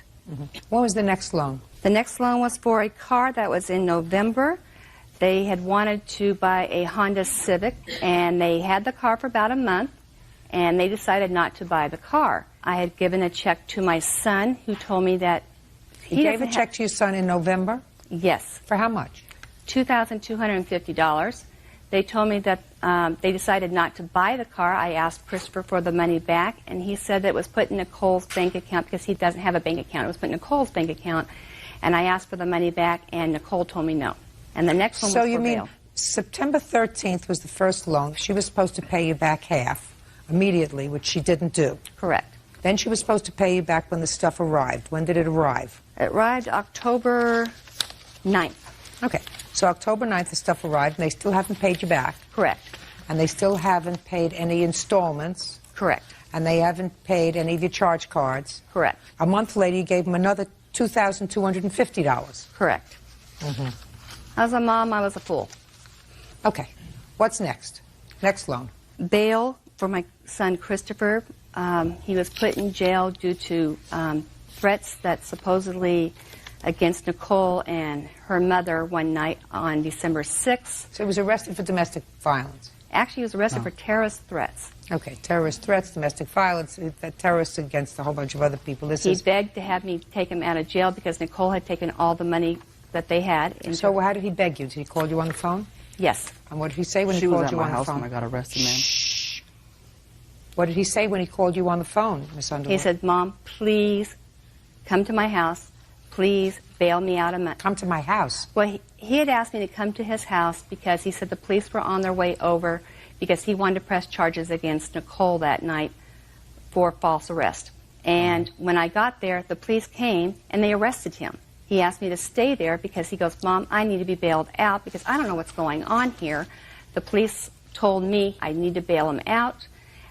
He told me he would pay me back. He didn't say that at all. Nope. Actually, Miss Underwood, he said, would you please bail me out? I mean, I don't want you to make things up as you go along. That's not what happened in the heat of that moment. We had discussed if there were of any possible consequences. Well, when did you have that discussion, Miss Underwood? Before the police officer came. Well, tell me about the discussion that you allege you had with your son. I was at my son's house for about an hour before the police officer arrived. He had told me that he was waiting for the officer to show up because he wanted to file false police reports. However, he was aware... He wanted to file false police reports? Because he was arrested for terrorist threats. When was he arrested? The 7th. She's not telling the story correct, ma'am. I could see she's not telling the story correctly. Go ahead. I'll hear you. Let's get to the bail part. Oh, the bail part. On December 6th, I went over to my wife's mother's house. We were in a little bit of an argument. She was staying the night over there. We just got into a little bit of an argument, and the neighbor called the police department on me. Me and her mom got into a big argument, and her mother threatened to have me beat up, and I stupidly said, I'll protect myself, I own a gun. So the neighbor heard that, and I went to jail for criminal terrorist threats. And that's what I went to jail for. I didn't go to jail till the next day. My mother was at my house sitting there waiting with me, and the whole time she's bad-mouthing my wife, telling me numerous things, and I got arrested. None of us knew I was going to be arrested. Now, what conversation did you have with your mother with regard to bail? Nothing. When I got dipped to the ground and put in handcuffs, she said, do you want me to bail you out? And I said, yes. Did she get any of it back? No, ma'am. The next morning, she told me she would be suing my wife for that money. She sent my wife a letter right here. She said, since you have decided to divorce my son, it is only fair you should pay me what is owed. And me and him never even talked about divorce. She sent a bill for $10,900 to my wife.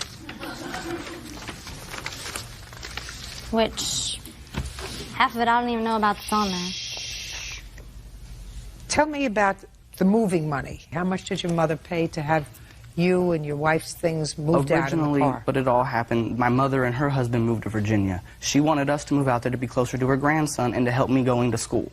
We took the opportunity to move out there to Virginia, be closer to my mom so they can see their grandson, and it was a great opportunity for me to go to college. Well, my mother and her husband decided to move back to California, and we were left out there by ourselves. And my mother and her husband both told us the day they were moving that they would help pay for our expenses to move back so we can be back with our entire family who lives here in California. And that was exactly how that happened. When it came to time for us to move, my mother said she would pay for it. She wrote us got a money order. I have the receipts here, which is all in my name. And my roommates paid for half of the move. And, well, we had roommates at the time who gave her a portion, I think $900, around that to be exact. I haven't received anything. For a portion of the move as well, because their stuff was moved with ours. What about the $22.50 that was given to you in November? My mother got a check for $80,000 that day. She came over to my house. She was in a good mood. It was right after her husband beat her up for like the 5th time. She moved in next door to me, and then she came over to my house, and we were talking about a Honda Accord, which my friend was selling. We were trying to get another car for my wife, a better, reliable vehicle. And that is when my mom offered to give me the money to help pay for the car. And she said, you can pay me back one day. And we were still sitting down in the conversation. That's when she told me she got a check or a deposit in her bank account for $80,000. Did you end up buying? I wouldn't have to pay her back. Did you end up buying the car? No. So what'd you do with the $22.50? We ended up paying our rent, and she knew that. Don't tell me she knew that. There are certain things, as far as I'm concerned, that parents do for children. And then there comes a point when children become just miserable takers. Now, I believe what you say when you say your mother volunteered to help you with your moving expenses to move back to California. I'll tell you why I believe you. Because if it had been a loan that was dishonored, then there would be no logical reason why she would give you another $2,250 2 months later. Yes, ma'am. So I believe that the moving expenses from Virginia to California was money that was not a loan, that was a gift. The $22.50 she gave you because you wanted to buy a car. You ended up not buying the car, so what you do is you take the $22.50 and you give it back to your mother. Do you understand? I understand that. Good. Now, let's get to your bail. Your mother didn't have a big mouth with regard to your mother-in-law. You had a big mouth, and you did a stupid thing, according to you. You told me the story. Yes, ma'am. You said, I have a gun and I'm going to kill you. No, I didn't. Well, I didn't make up something about a gun. No, I didn't say I'd kill anybody. I said I'd protect myself if someone came in my home. Whatever. You got yourself arrested because you have a big mouth. Do you have a gun? Do I have a gun? Yes, I do. I own a gun. Everything was dropped and it was all found untrue, so... It wasn't untrue. The case was untrue. The case was found as a dropped case. Your mother said it was all a big mistake. Your mother. The DA had no evidence on it. That's why the case was dropped just last week. Smarty pants. Yours was the big mouth that caused you to get arrested. Your mother wasn't even there. All she did was bail you out. You're right. So you have to pay her back if you want to do the honorable thing. You pay her back the $1,500 bail. Right? You wanted her to bail you out. She asked me if I wanted to be bailed out. I said, yeah, I don't want to stay in jail. Right. We never discussed anything about a payment. The next morning, after I was out of jail, is when she said she'll be suing my wife, and that's when she sent this letter to my wife. Which I had no recollection. What part of pig don't you understand? What do you mean? When people are constantly walking around with their hand out, and I don't care if it's your mother, your father, your aunt, then they become just pigs. Pigs. Judge Judy continues in a moment. Your length of... Her son, Christopher Hadley, and his wife, Nicole, owe for several unpaid loans. Nicole says her mother-in-law slanders her. It was your problem which caused you to be arrested. Your big mouth which caused you to be arrested. Don't look in your mother's pocketbook. That has nothing to do with you. I didn't, ma'am. Yes, you did, because if you wanted her to bail you out and it cost $1,500, then you pay her back. I didn't ask her to bail me out, ma'am. You just told me you asked her to bail you out. You have to maintain a semblance of truth throughout your testimony, sir. She asked me if I wanted to be bailed out of jail. I said, yeah, I don't want to stay in jail overnight. I didn't ask her to come pay for me to be out of jail. She was Well, what there do you when I think got she was going to arrested. do? You think she was going to trade off with the bail bondsman? What do you think she was going to do? No, ma'am. I knew she'd be paying for it. Right. I didn't ask her to borrow no money to be bailed out, though. I understand what you're saying. The same week, she went and got me another apartment because me and my wife split apart. If she loaned me this money and I wasn't paying her, why did she go get me an apartment? Now, it is your claim that your mother called Child Protective Services on your wife. Is that right? Yes, ma'am. Okay. I'd like to see proof that your mother called, and then I'll ask her why she called. I have a statement, or it's not a statement, it's documentation from December 8th, as well as a statement from the CPS worker. The letter is, she stated to a human resources manager on December 8th that she had called Child Protective Services. I can read. When did you and your wife get back together again? Well, we were working things out slowly. We weren't communicating very well at the time because of problems with my mother. Could you answer my question? Like 3 weeks ago, 2 weeks ago, 3 weeks ago, somewhere back Give me in a there. date. Somewhere around the 1st. And when had you separated? The 6th. When I was arrested. Of December? Yes, ma'am. Okay. You called Child Protective Services? No, I did not. You called Systems Management Advocacy and Resource Team? I don't know who that is. That's Child Protective Services, that paper is then. Mm-hmm. Well, your mother denies that she called Child Protective Services. It also says in the paperwork from her job that she told them that she called Child Protective Services on my wife. Well, that may be, but that's not necessarily this report. Well, they can't state in a name, they can't put a name on the paper. Listen to me very carefully, sir. I'm smarter than you are on your best day. I know that you think you went to college and you're a smarty pants, but you're not following me.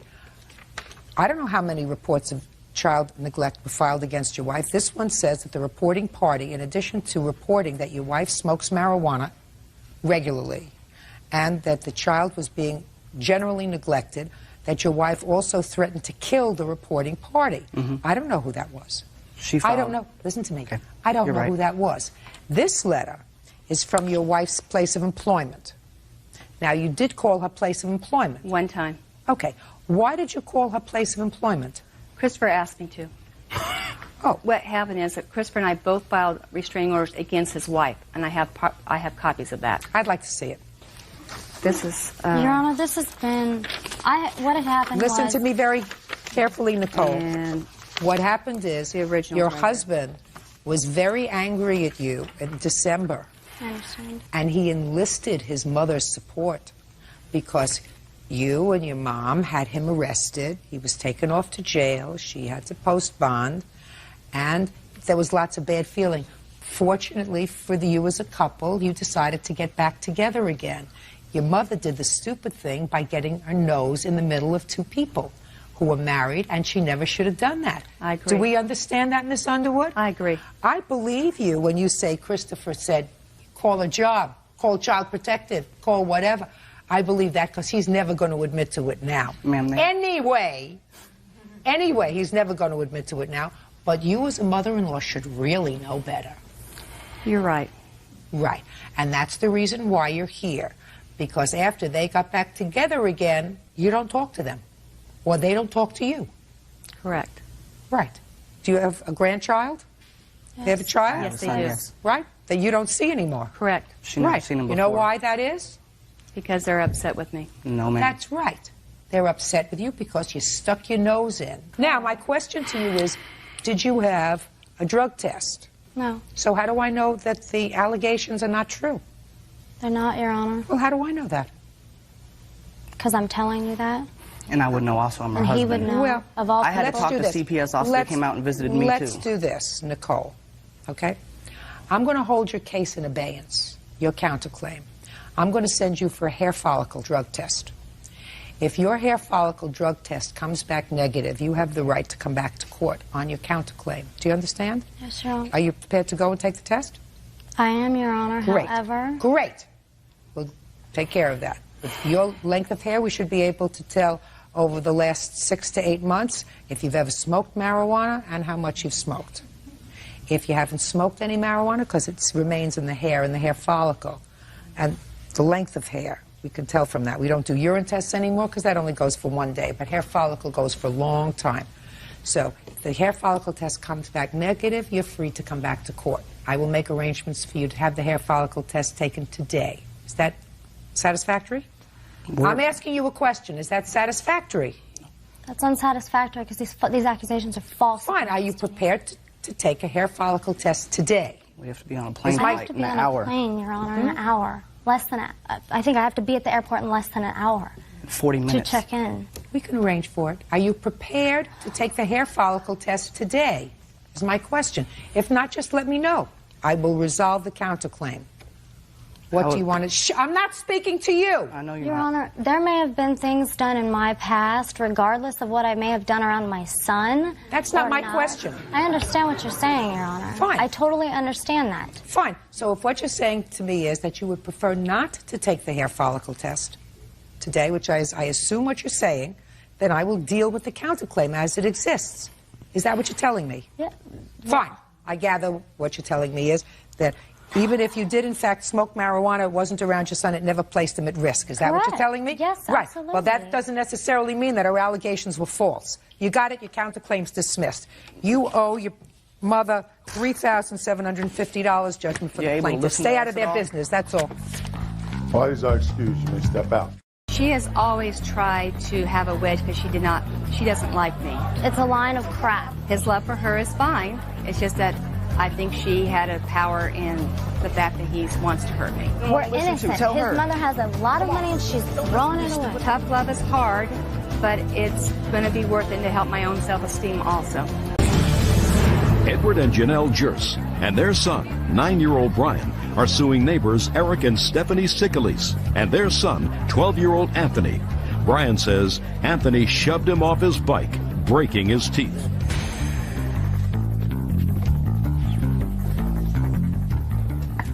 Yeah, this is case number 29 on the calendar in the matter of Jurse versus Sickelis. Parties have been sworn in, Judge. You may be seated. Who's Brian? Me. Who's Anthony? Me. Everybody else sit down. Okay. How old are you, Brian? 9. How old are you, Anthony? 12. Brian, you were riding your bike near Anthony's house, is that right? Yes. And something happened and you fell off your bike and you broke your tooth. Mm-hmm. Just one tooth? 2 teeth. 2 teeth. Yes. You want to tell me what happened and how it happened that you fell off your bike? I was riding my bike up the hill, and then I saw Anthony washing his motorbike. So I said, bet you can't squirt me with the hose. And he ran up and pushed me off my bike.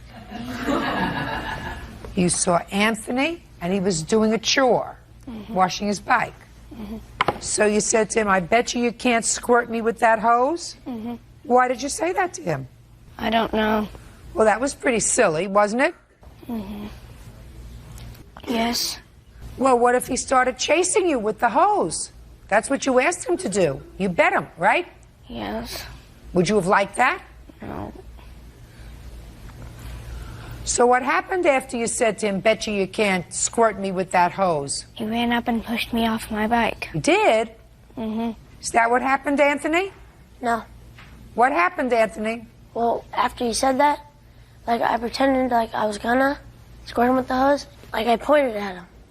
And so I started running after him, and then, like... With the hose or without the hose? Without the hose, because I dropped it because I couldn't reach him. So, like, when I was running after him, he was, like, trying to avoid it. So he hit the curb, and he flipped. How far away from you was he when he hit the curb and flipped? Show me someplace in this room.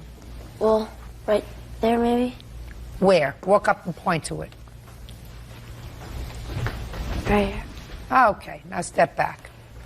So what you're telling me, Anthony, is you never touched his bike? Nope. Now, Brian, you were riding away from him? Yes. Is that because he was chasing you? Yes. So you're looking in the other direction. Mm-hmm. How do you know he bumped you off your bike? Did you turn around and look to see where he was? Yes. And when you turned around and looked to see where he was, what happened? I saw him push my bike. No, I don't think you did, Brian. I don't think you saw him push your bike. I think he was chasing you. Mm-hmm. But I don't think at the very moment that he pushed your bike, you turned around to look at him. You might have turned around and hit a curb and fell. And he was chasing you.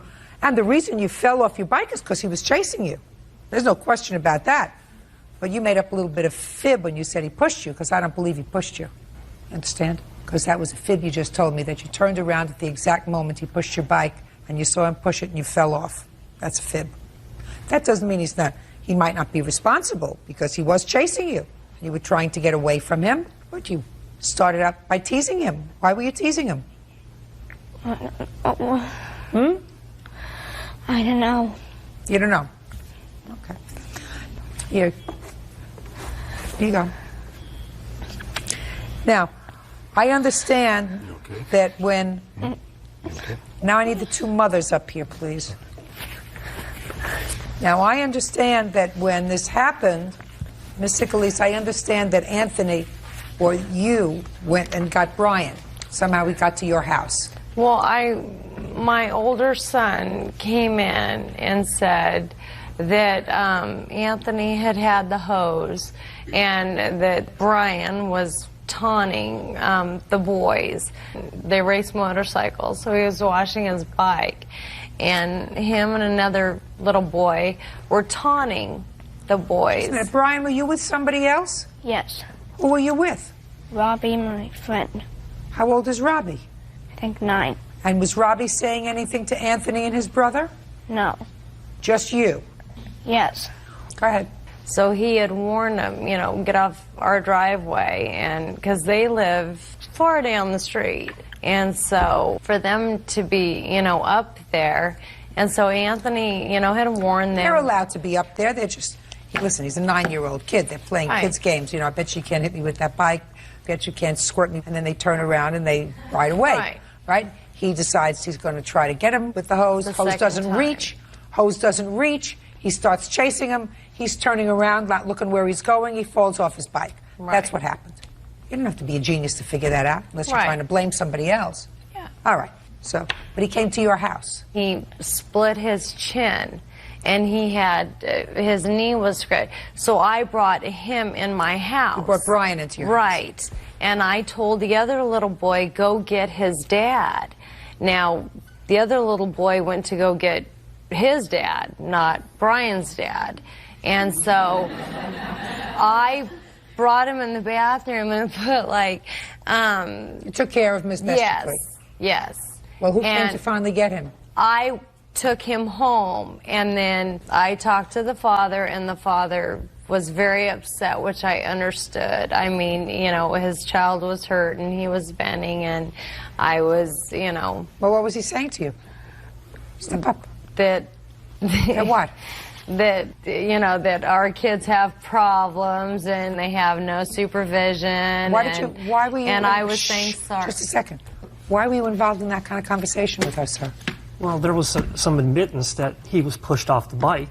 And just a second. What did Anthony say to you? Did he admitted pushing him off the bike? No, Anthony's brother was down there. And I said, where's the father figure? I said, there's nobody watching these kids. Listen, your son was at their house. What's wrong with you? Judge Judy Brian Jurse says neighbor 12-year-old Anthony Sicklese shoved him off his bike. Anthony claims he never touched him. Your son was at their house. They didn't come to your house. He was there, and he was teasing them. The lady brought him home to you because you weren't out there supervising him. He's 9. Quiet. He's 9. You weren't out there supervising him. She went in, took care of him, brought him back to you. So, I mean, I read that, and I said, why would a grown man open up a mouth like that to this lady? Any reason? No, or you I just saw my lost your kid temper? I saw my kid covered in blood. Yeah. There had been prior instances with Anthony teasing my son, and I just, you know, I made a couple of comments like Well, that. then you were wrong. Okay. Because your son started it. You understand that? Okay. So, and if he got hurt, he got hurt. That's all. He's got to know. He can't tease people, especially people who are older, people who are bigger. But we're not talking about a 9-year-old and a 25-year-old. We're talking about a 9-year-old and an 11-year-old who are about the same size. Right? Yes. So, it happens. That's what happens with boys. So you don't get that kind of upset, sir, especially to somebody who's trying to do the right thing. Now, I don't know anything about these boys. I don't know about their history. I don't know if they're wise, Alex. That may be. He may be a little bit of a Weisenheimer, this one over here. This one. He's more outgoing than my oldest one. Oh, well, he was one with a smirk on his face, so I wasn't exactly sure what that He's smirk was. nervous. Are you nervous? Am I making you nervous? Oh, yeah. Huh? Yeah. So he's like, he was. I thought like you got that from my hair, so I Well, I thought you could use a little bit of a comb down, but that's, I understand that's the style these days, so I have to go with it. You're not mine. It's fine with me. Oh, I don't know what you were upset about. So you're upset because you saw your son injured. That doesn't necessarily mean you have the right to take off against the boy's mother. Your Honor. Yes. Brian and Robbie were on their way up to Robbie's house. They had to ride their bikes past their house to get to Robbie's house. And in numerous incidents before this incident, these boys had stopped Robbie and Brian, saying they could not pass them on the street to go back and forth between So Robbie's as a result house and of that, Brian stopped and said to them, I bet you can't squirt me with the hose. Does your street have two sides to it? He was on the opposite side of the street. No, he wasn't. That's No, according he to wasn't. Brian. No, He was not in the wasn't. driveway, according to Brian. No, he wasn't. He was on the drive. He was close to the driveway. He wasn't on the other side of the street. He was riding up on the He's sidewalk. giving you baloney. Just because he's yours doesn't mean he won't give you baloney. I had another instance with Anthony. I'm not interested. I'm interested in this one. And in this one, he started it. He finished it. She's not responsible. He started it. And I don't believe that he pushed the bike. I believe that he chased him and he fell off the bike. I don't believe he pushed him off the bike. You're not that evil, are you? Try to be nice to each other. That's what the world's all about. Goodbye. Parties are excused. You may step out. They became very hostile after we made a police report. We tried to settle it, but they didn't want to settle it. Flipped us off when they'd go by my husband. Wanted to get attorneys first, and this is where we're at now. And now the next case.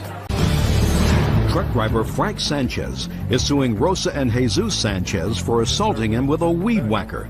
The Sanchez's claim Frank started it. They are countersuing for vandalism to their truck. Your Honor, this is case number 51 on the calendar in the matter of Sanchez versus Sanchez. Parties have been sworn in. Judge, you may be seated. Folks, have a seat. It's a cast of thousands. So I see. Mr. Sanchez, are these defendants related to you? They're not. Even though you have the same last name, they're not related to you. They're not related. What's your first name, Mr. Sanchez? Frank M. Sanchez. Do you mind if I call you Frank to differentiate between you and the Sanchezes? That's fine. Good. Thank you. According to your complaint, Frank, you were going to drop off your girlfriend's child to her ex-husband's house. Yes, ma'am. Her ex-husband lives at the Sanchez's house. They rent him a room. What? He does not live with us. He lives with my daughter, which lives behind me in the next block. He lives with their daughter, who lives at the next block. Whatever. You were going to their house to drop off your girlfriend's child so that the father could either visit with the child or babysit. I don't know. And I don't care the reason why. And it is your claim that when you went to their house, you were assaulted by them. Correct. You were assaulted with a weed whacker. That's right. Which is a metal thing that's used to kill weeds. Correct. Mr. and Mrs. Sanchez say that you provoked this whole incident, and in addition, they seem to think that at some time previous to that or after that, you broke the windows in their truck, but they don't have any proof of that, according to what I read in their countersuit. They just think that you did that because you had a motive to do it and somebody matching your description was seen leaving the scene. You don't have much of a case on your counterclaim, Mr. Sanchez. I tell you that right now, because you need more proof than that. But let's talk about this assault. What day did it happen? October 19. And what were you doing that day? Okay, my girlfriend called... Raise hand. Girlfriend Margarita called Guillermo, which at the time... Guillermo, raise your hand. You're the father. Is that right? Yeah. You're the father with either the right or left hand. You can't confuse me. You're still the father. Okay. Put your hand down now. Go ahead. Yeah, called Guillermo, and he asked Margarita, my girlfriend, if she can take little Guillermo Jr. to Rosa Sanchez's home because Guillermo was there at the time. And the reason we took the baby is because every other weekend he gets the kids.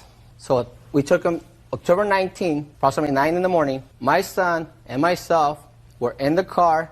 Margarita got off the car and walked the baby about halfway Rosa Sanchez's yard. Started walking back to the car.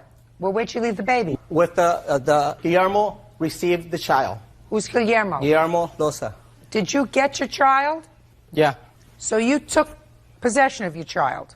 Yes. Okay, good. So we got that far. At the time that Margarita was walking towards the car, Rosa Sanchez came running towards Margarita and started yelling, "I'm not responsible. I'm not going to be responsible for those kids." So Margarita was getting ready to get the car. At that time, Rosa Sanchez came over to the other side, started yelling and telling me, accusing me of breaking the window. I turned off the car, opened up the door. I was in between the door and the car, one hand on the rail of the window, 1 foot in the car, 1 foot out of the car, standing in this position. When suddenly her husband, Jesus Sanchez, just out of nowhere comes, moves Rosa out of the way, and hits me with the weed whacker, knocks me down almost unconscious. I was in the ground. He was still hitting me while I was in the ground. Then Guillermo Loza came over. Now there was two against me. This Guillermo Loza, yes, ma'am. Where'd you put the baby when you went over to him? Inside in the house. Stand up a second. Stand up. So you put the baby inside the house, and then you went outside to see what was going on? Yeah. And when you got outside, what did you see? I see Frank argued with Rosa, and Jesus Sanchez defended Rosa. How did he defend her? With the weed whacker? Yeah. So he hit him with the weed whacker? Yeah, because I don't know who started. You don't know who started it. All you saw is Mr. Sanchez hit him with the weed whacker. Yeah. Sit down. Were you hurt when you were hit with the weed whacker? Yes, ma'am. I got pictures. I'd like to see the pictures, please. I was also... Shh.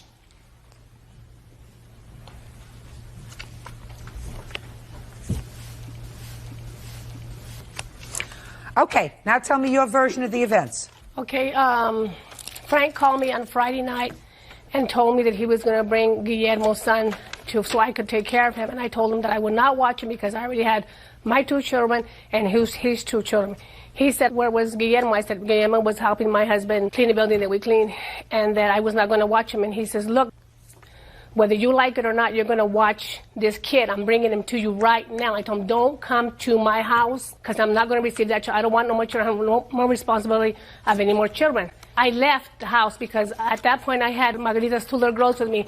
And when the little girl came out of the bedroom, when she heard me arguing with him on the phone, she came crying and she said, let's go, because he will come and he will do something to us because at home he has guns under the bed. All right. Go ahead. I'm not listening to what you say the child said to you. Okay. So then we left and then we came back and then he came and he pounded at my door for several minutes and I did not open the door. Did you go to her house that evening, sir? Yes, ma'am. You did? Just answer my question. You went to her house that evening? Yes, that was October 18, approximately 8:30. Fine. Go ahead. Okay. That night at 11:30 when they got home from cleaning the building that we cleaned, we heard noises on the side of the house and we went out and we seen a gentleman at the same frame as him and everything running away from our car. All right, that's on what you base the fact that he broke your Yes. car windows. It's not enough proof, Mrs. Okay, Sanchez.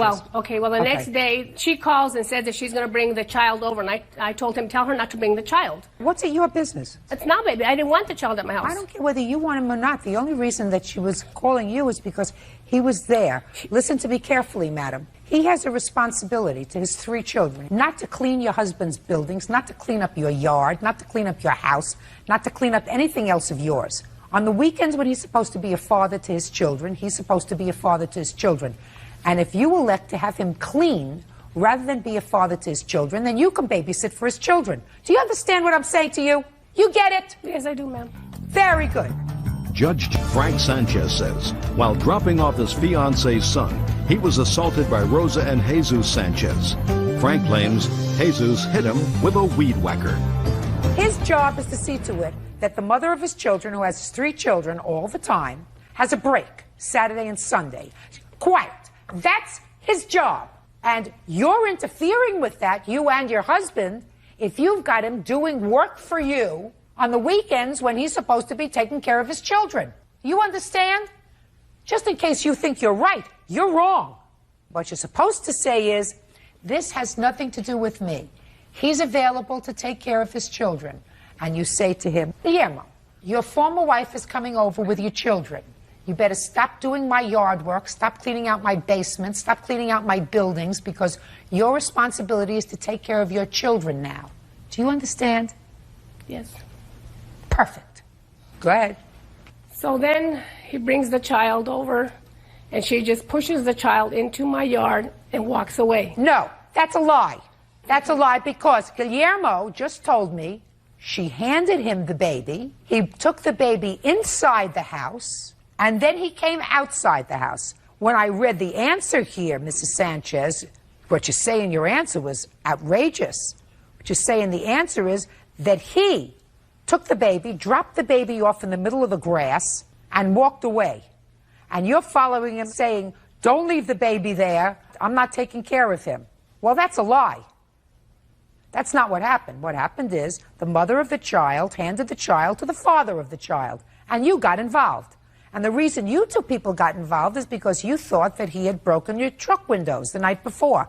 And he may have done that. I'm not saying he didn't do it. You don't have proof. But that doesn't mean he didn't do it.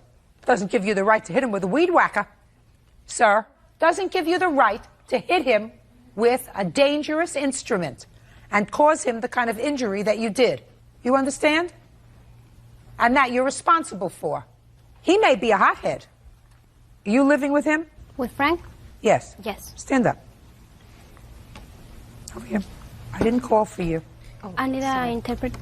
I'm the interpreter. Okay. Good. You live with Frank? Yes. How many children do you have? 3. How long have you lived with Frank?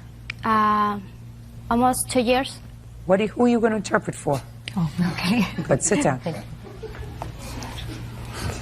Does Frank support the children? Yeah. What about their father? He don't pay child support. He don't help me in nothing. Does he work for Mr. and Mrs. Sanchez? I don't know. Does he work for you? No, he doesn't. So he was just doing these things as a favor for you in your house? Well, I watched his. That week, I had watched. My sister had watched his kids for him. He was just over at the house. He wasn't helping us do the yard, man. Listen he was to just me. there. No, that's not what you told me before. You told me he was working in the yard, and the day before he was cleaning out your husband's buildings, right? Mm-hmm. I'm speaking to you, so you're going to Yes, answer ma'am. me. So, you mean he was just doing that as a favor for you, or do you Yes. pay him? No, I do not pay him. He was just there. He was just helping my husband. It's an hour job, ma'am. Mrs. Sanchez, I don't believe that you're not paying him. I believe that you pay him. Or I believe that you give him this in exchange for room and board when he's living with your daughter. I mean, the fact that you may not report the money that you give him is a whole other story. Mrs. Sanchez, do we understand each Ma'am, other? I don't have a business. We work at a school, and he went to help my husband because I didn't go in that night. Work at a school doing Yes. what? Cleaning. Good, so your husband gets paid for that? Yes. You mean to tell me that this young man goes to clean with him, your husband gets paid, but your husband doesn't share his pay with him? It was just that one night, ma'am. He doesn't go with him all the time. Mrs. Sanchez, we're playing with each other.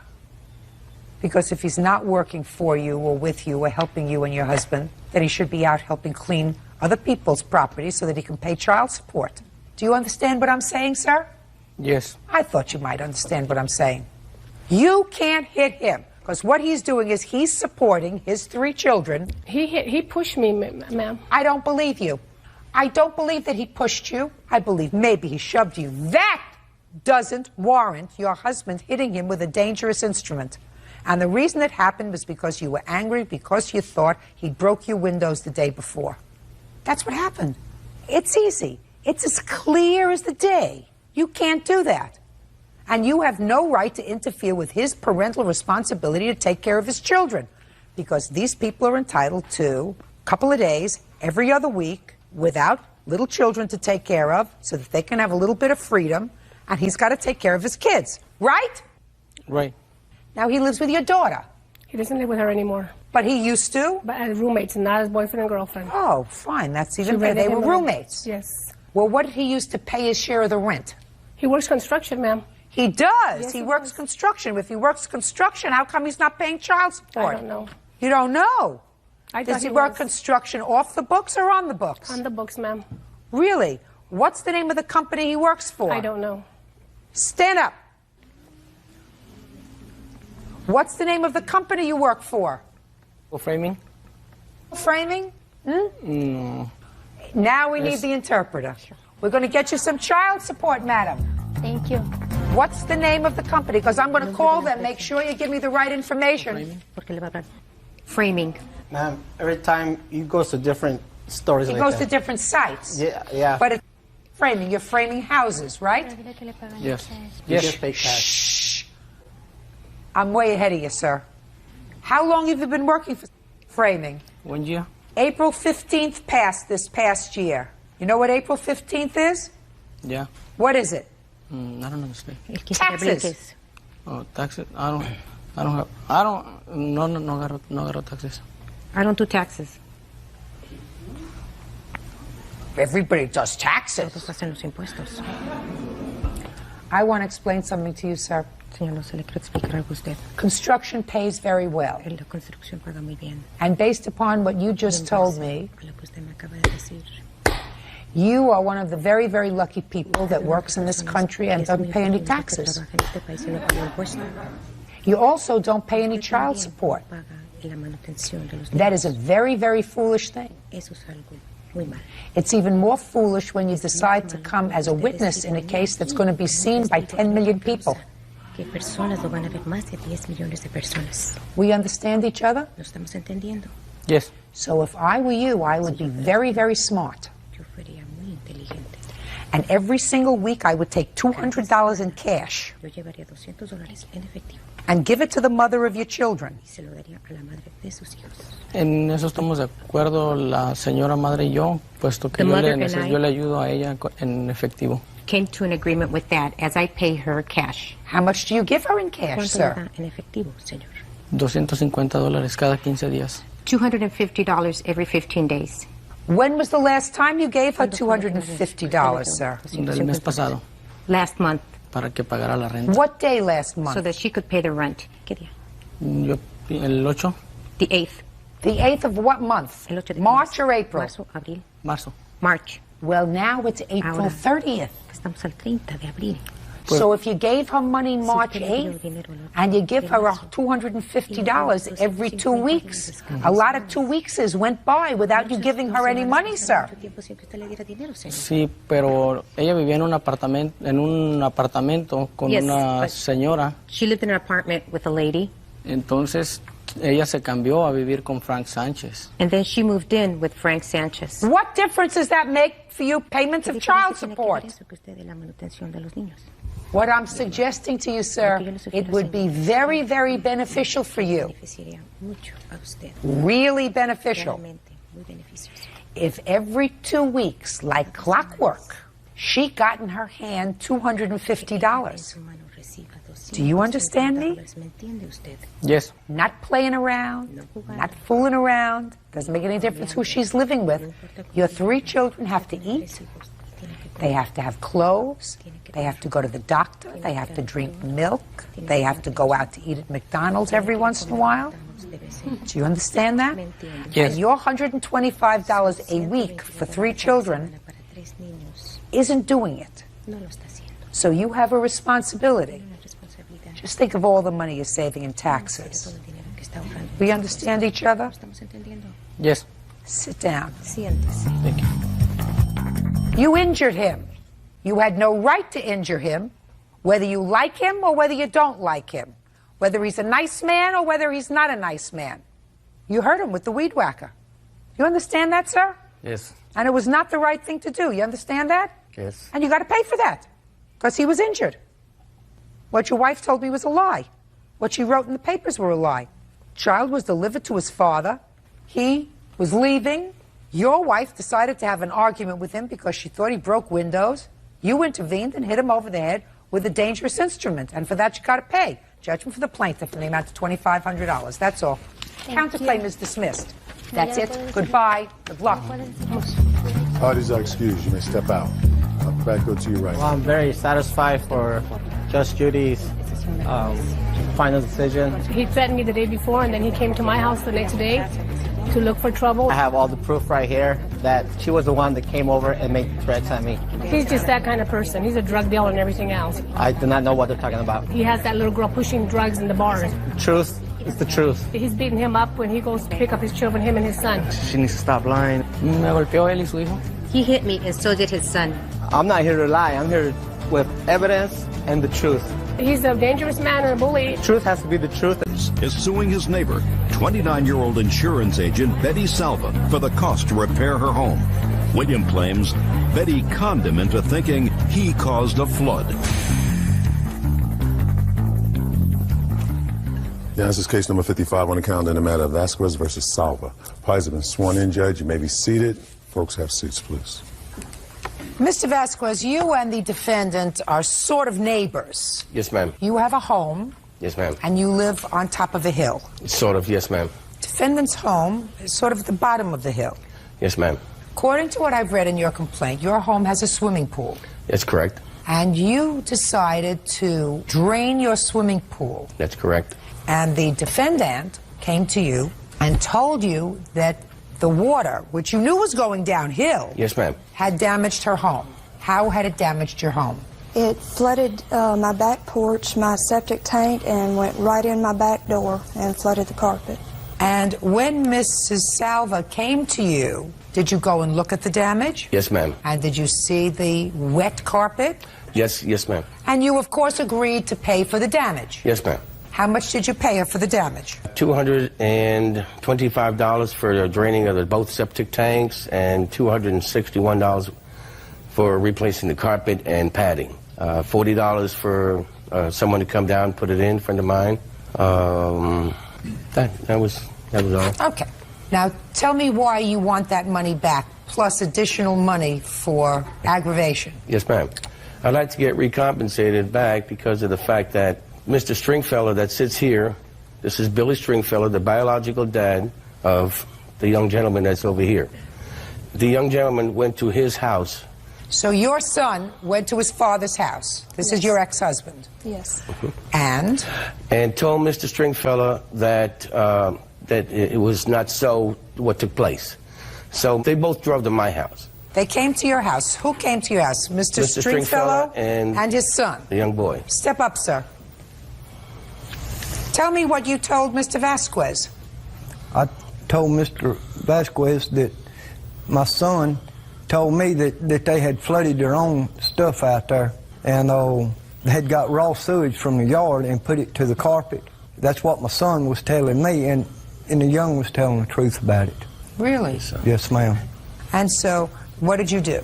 I told Mr. Vasquez that he was defrauded. Okay. What's your son's name? Mitchell.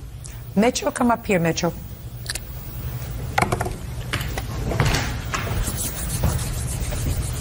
That's why you want your money back. Yes, ma'am. How old are you, Mitchell? 12. You know who I am. Yes, ma'am. Are you nervous today? Yes, ma'am. You look a little nervous today, Mitchell. Do you go to school? Yes, ma'am. What grade are you in? 5th. Do you do well in school? No, ma'am. Why not? I've had a few problems here in school. What kind of problems, Mitchell? Grade problems. You have any problems at home? Look at me. Yes, ma'am. Tell me what kind of problems you have at home. I get yelled at a lot. By your mom? By Robert. He's my dad. Well, my stepdad. How long has your mom been married to Robert? I think 5 years. Do you have brothers and sisters? Yes, I have a sister. How old is your sister? 11. Any other children in the house? Wesley. How old is Wesley? 12. And is Wesley Robert's son? Yes. Do they get yelled at too? I don't see them get yelled at a lot. You don't see them getting yelled at. You get yelled at more. Yes. Any reason for that, you think? No. Have you talked to your mom about that? Yes, actually I have. What does she say? Sometimes she won't listen, and sometimes she does. You know anything about this problem that happened because of the flooding in your house? Yes. You want to tell me about it? You want to tell me about it privately, or you want to tell me about it here? We could do it privately. And let's do it privately. Come on in the back.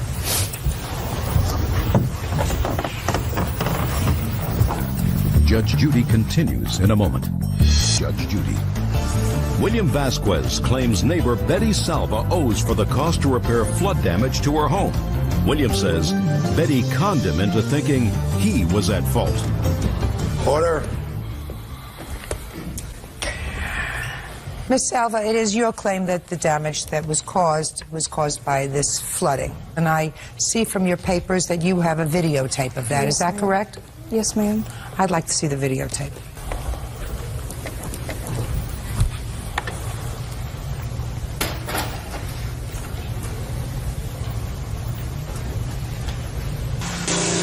This is the neighbor's pump that's draining their pool, and it's just flowing in our yard and the neighbor's yard. It smells horrible out here. He has done flooded both of our septic tanks. You see, it is overflowed, running all on my back porch, all the way to my pool step area, down to my driveway, all the way back over here. This is the second septic tank that is overflowed, which has run all the way up into the house. It's a losing battle. Both my septic tanks are overflowing.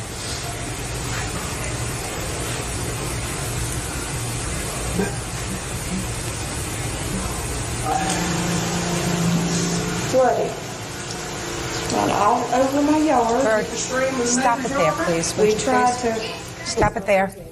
And I want you to back it up a little bit, please. Back it up about 5 seconds. Keep going, keep going, keep going, keep going, keep going, keep going, keep going, keep going. Now, I want you to stop it right there. Thank you. You've been married 5 years, Miss Salva? Yes, ma'am. You have 2 children? Yes, ma'am. Your husband has 1 child? Yes, ma'am. You punish your children by hitting them with a belt? No, ma'am, I do not. I want you to pay very careful attention to me, Miss Salva.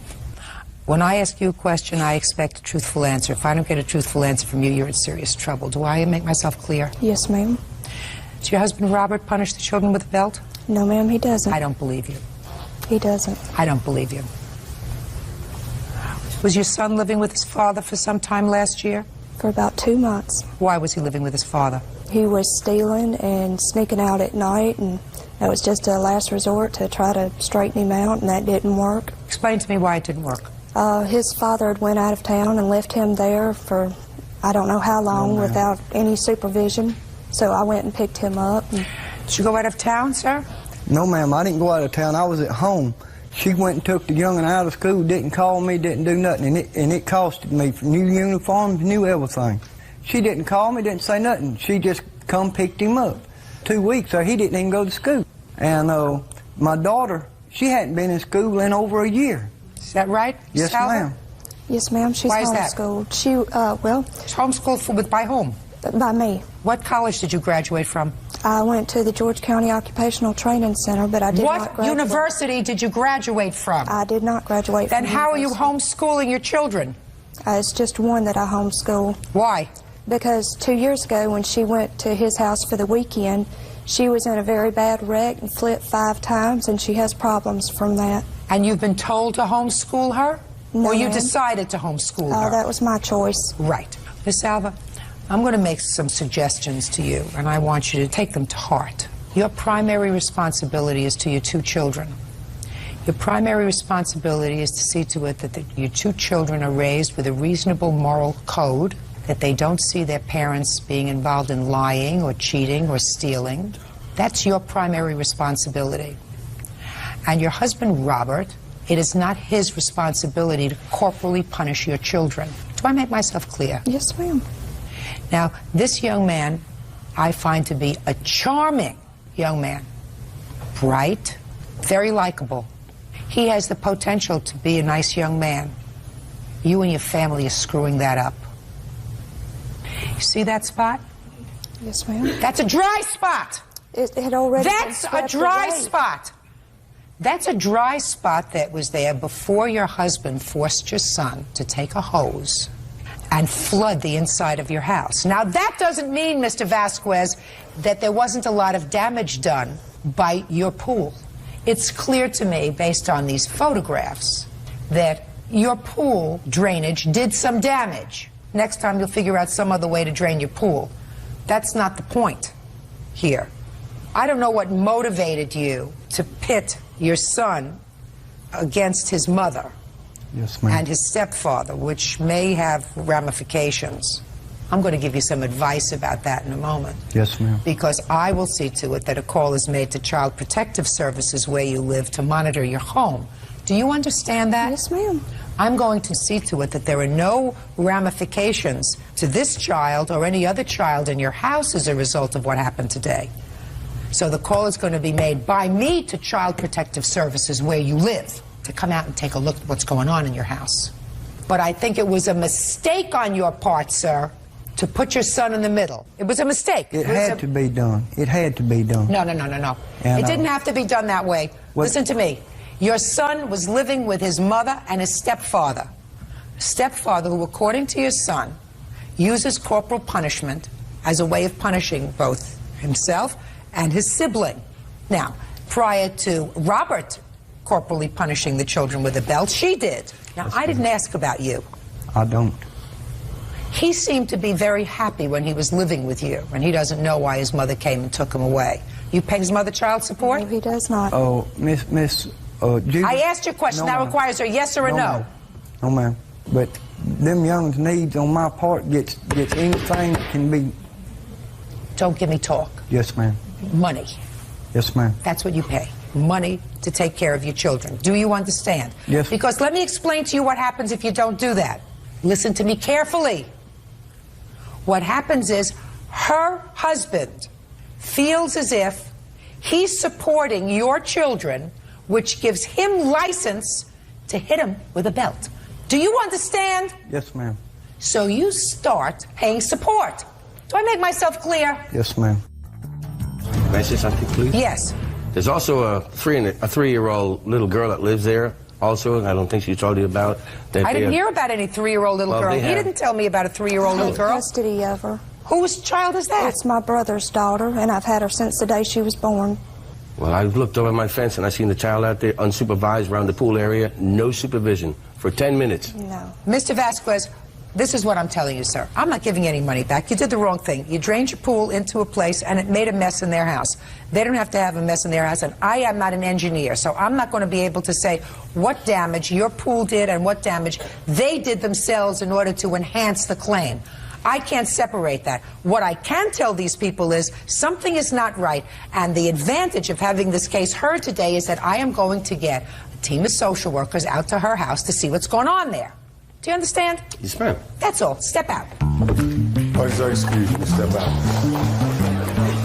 I feel like she's doing the right thing by having someone look after the young. She is. I don't like the way that he upset my son. My son said things because he was very scared of him, and he has been abuseful in the past. I'm going to do everything I can to get that child away from her. And now, Matter of Eagles versus Adams. Step forward, please. hairdresser Kealunda Eagles is suing her daughter's friend, 19-year-old Latoy Adams, for damaging her car when she jumped on the roof. Latoy says she was being chased by a dog. Miss Adams, according to what I've read in Miss Eagles' complaint, you were playing outside with the plaintiff's son. Is that right? That's right. And at some point, something happened, and you jumped on the hood of her car. Correct. When did that happen? When I heard a dog chasing me. You heard a dog chasing you? Yep, I heard a dog barking from behind me. I assumed it was running after me and Nathan, who was playing. So Nathan ran away? Yes, and I jumped on the hood of Kia's car. And you damaged it? Yes. She wants you to pay for it? She told me I didn't have to.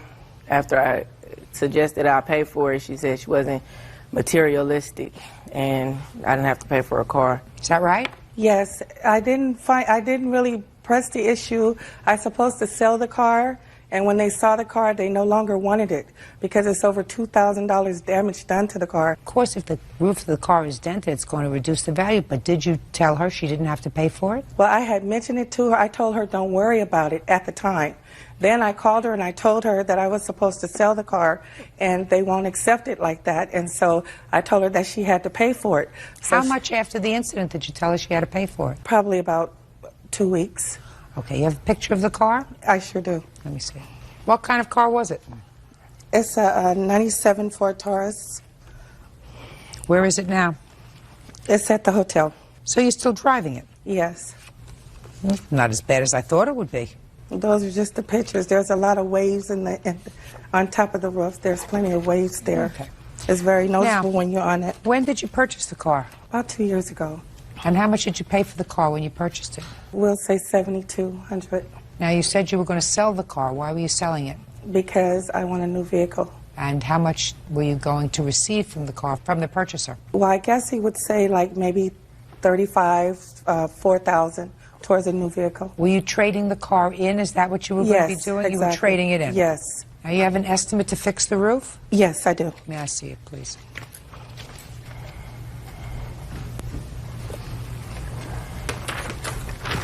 How do you pronounce your first name? Laytoy. How old are you? 19. Laytoy, was there anything else that you could have done other than jump on the roof? No, I just jumped. I'm afraid of dogs. I jumped. What is this estimate for? That's for them. They're going to cut out the top of the roof of the car, and they have to replace it with another roof and do other things to it. When you took the car back to the company when you were going to get a new car, how much did they say they would give you for the car as it was? Well, after he told me that he couldn't take it like that, I just began to get mad, and I just said, forget it. And then I took it to some appraisers to tell me how much the damage is. And then after I got it fixed, I was going to take it back. So what do you think? I feel that in L.A. I could get it done cheaper if I was to do it. Well, did you tell her that?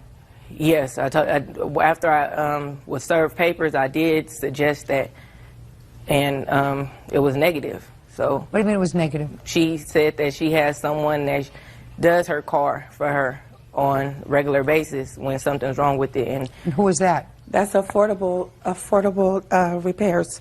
Is that one of the estimates that you have here? Yeah, that's the main one. That's the one I take my cars to. Look, I don't think anybody thinks that this was her fault, that the dog ran out. But it was her fault that she chose to jump up on your car when there were other alternatives. The dog started to chase after both of them. She ran one way and Nathan ran another way. They were halfway down the street before she jumped on my car. There was a fear.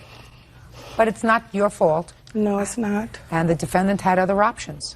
The defendant has to take care of this damage. Do you have any insurance on the car? I had other options. You had other options. All right. He didn't jump up on a car, did he? Nope. Why don't you run the same direction he ran in? No, we were running the same direction. I took 2 steps and leaped on top of a car. He didn't. Dog didn't get you, did it? Mm-mm. All right. I don't think that there's any fault or blame here. You just didn't exercise good judgment. Judgment for the plaintiff in the amount of $1,873. That's all. Thank you. Okay, Parties are excused. You may step out. I didn't want to come this far with it, but she's immature, and hopefully she'll learn a lesson from this. Be more responsible about other people's things. I love you, Laytoy. All parties in the matter of Phillips versus Graham. Step forward, please. 26-year-old bus driver Latasha Phillips is suing neighbor, medical transport driver Keith Graham for the cost to fix her car. Keith is countersuing also for car repair costs. Miss Phillips, you and the defendant are neighbors, is that right? Yes. And it is your claim that your car was hit by the defendant's car, which was being driven by a friend of his. This friend? Yes. Correct. And you want the defendant to pay for it because he said he would. Is that right? Yes. No.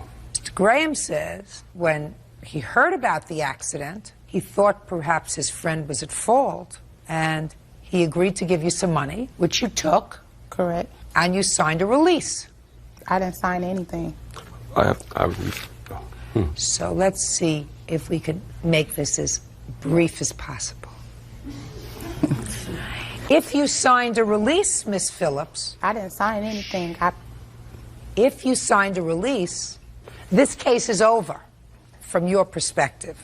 Okay. Mr. Graham has a counterclaim because he said, well, he subsequently found out that it wasn't his friend's fault, but he thinks it was your fault, and he wants you to pay for the damage to his car. Yes. Let me see the release that you say she signed.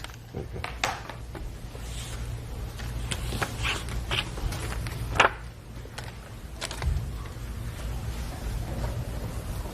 Who wrote out this release? I wrote it out, Your Honor. And who signed Letitia Phillips? I did. I didn't sign it, I printed it. I didn't close it by signing the bottom of it. I printed my name where it said I received $200, but I never signed anything at the bottom. So between the time that he gave me the $200 and now, he could have altered it and wrote anything. Miss Phillips? Yes. You explained to me about receiving this $200. Explain it to me. When his friend hit my car, he went upstairs and got him. He came down and said, well, how do you want to handle the situation? We both agreed not to call. No. He said to you, how do you want to handle this situation? I said, I just want my car fixed. Those were my exact words. I just want my car fixed. And what did he say to you? Well, he didn't want to call his insurance company because he didn't want to go through his insurance company. So he said, well, with $200, start your payments for the car to get your car fixed. That's not true. No, he wouldn't say that. Miss Phillips, don't play with me. I'm not playing with you. Yeah, no, he wouldn't say with this start getting your car fixed. But if you read the note, it says a down payment. Oh. No, it says payment. Not down payment. It says payment. Let me see pictures of your car. The damage to your car.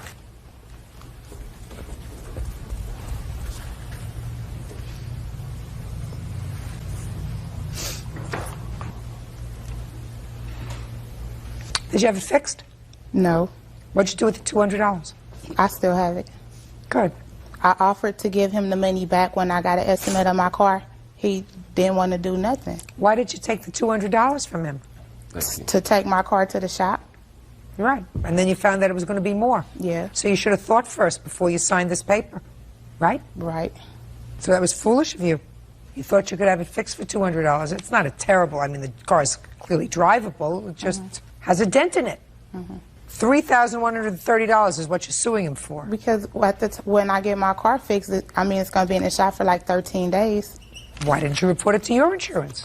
Because why should I have to pay my deductible when it wasn't my fault? What's your deductible? $500. It's better than $3,000. Right? Right. Good. You signed a piece of paper, Miss Phillips. That's it. Now, you want to explain to me why, sir, you paid her the $200? Okay, Your Honor, at the time my mother was sick in another state, and I trying to get out of town. When I saw the accident, I wanted it to just be over with. I came to her and asked her, how do you want to handle this? How much you think it'll take care to get your car right?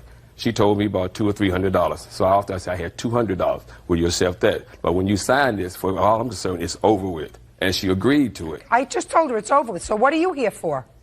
The countershoot, 2 days later, my neighbor happened to see the accident. And she said, I saw the girl looking behind her, wasn't paying attention to what she was doing when she ran into my car. Let me see the damage to your car. Okay, here are the pictures. There you go. I hit his car because he pulled out without looking. She was looking in the back seat, Your Honor.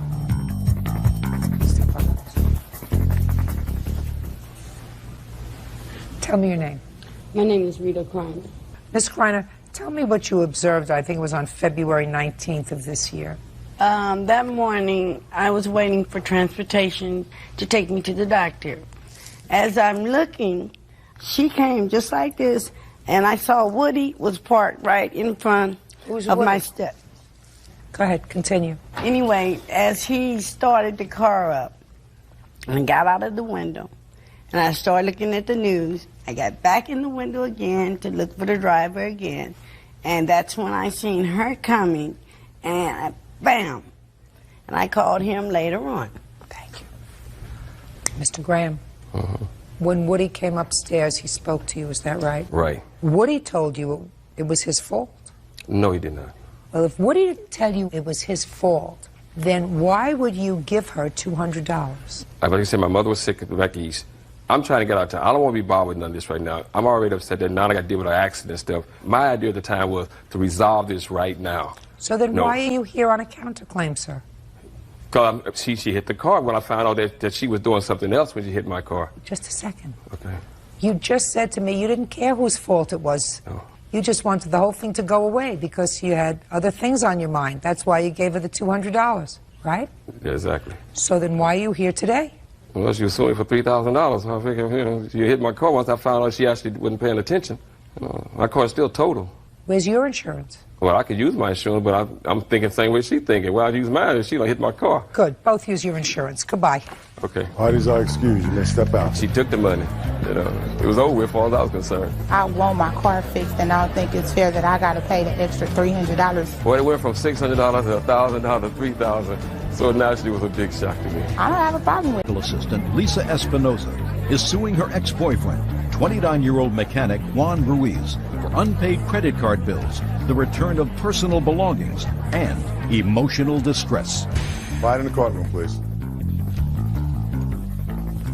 Yeah, this is case number 151 on the calendar in the matter of Espinoza versus Ruiz. Parties have been sworn in, Judge. You may be seated. Folks, have seats, please. Miss Espinoza, according to what I read, you and the defendant were in a long-term relationship, and you have a child together. How old is your child? She's going to be 6 on Sunday. And you lived together for a period of time? Yeah. You claim that he owes you his portion of a credit card bill. Mm-hmm. He has some of your personal property from when the two of you separated, and that was almost a year ago. Yeah. You also want a whole bunch of money for emotional distress. Mm-hmm. It was a year ago, September, that you separated. Is that right? It was a while, like in December. December 2001. You separated in December of 2001. I tried to hold on, and I did things for her.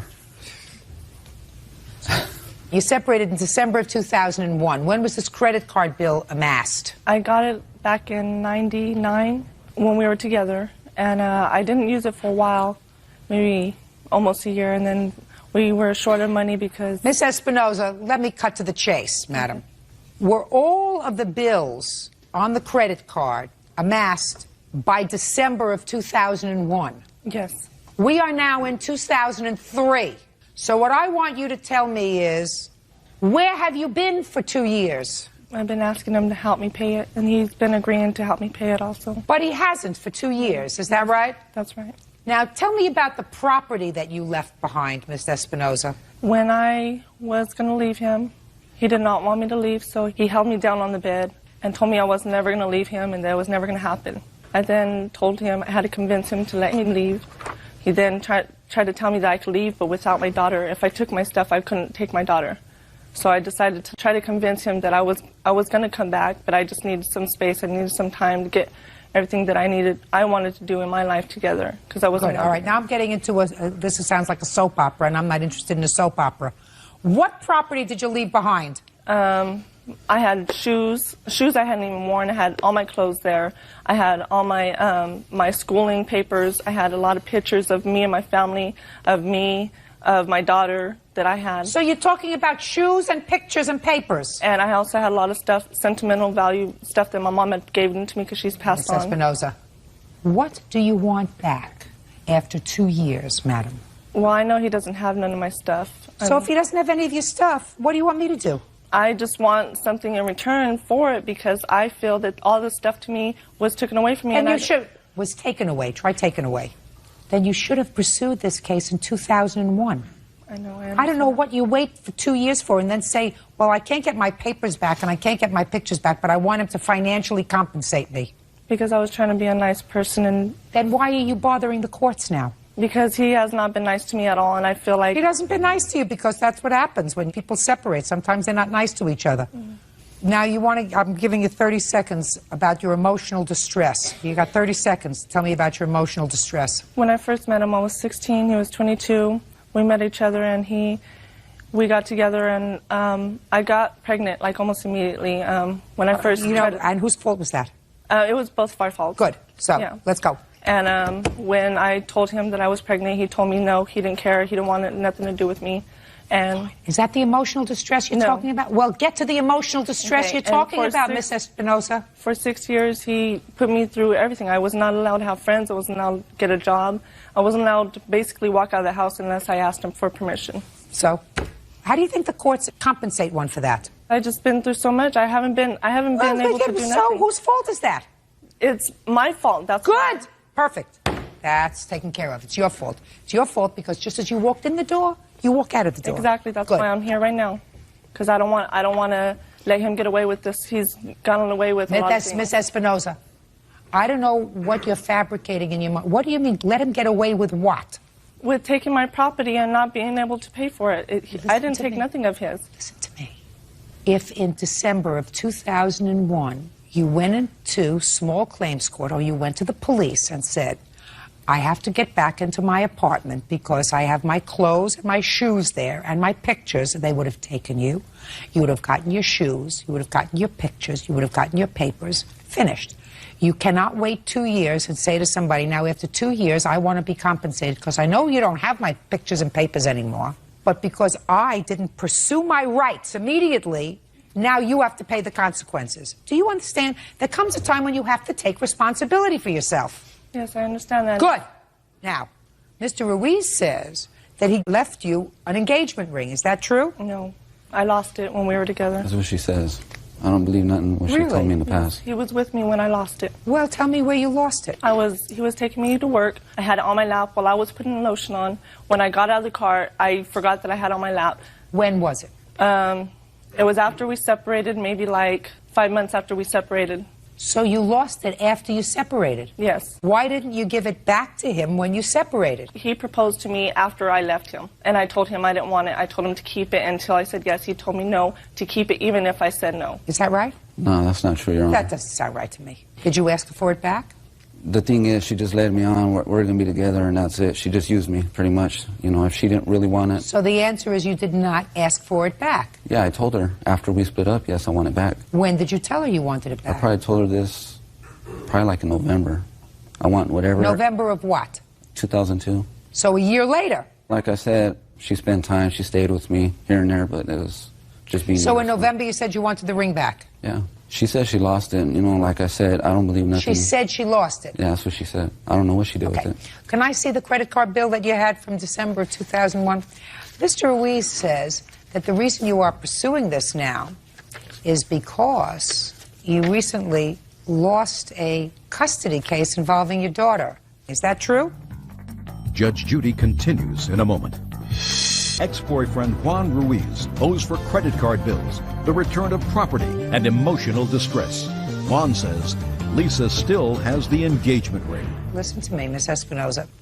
I want you to tell me about the custody case. In this past year, I filed for child custody and for child support because he wasn't helping me financially. I was working 65 hours a week. Just a second. Where was the baby staying? With me the whole time. All the time? Yes. Not spending time with her father? She would once in a while when we would go see him. Only when we were together, but he didn't have her by herself. Then you had a hearing before a judge? Yes.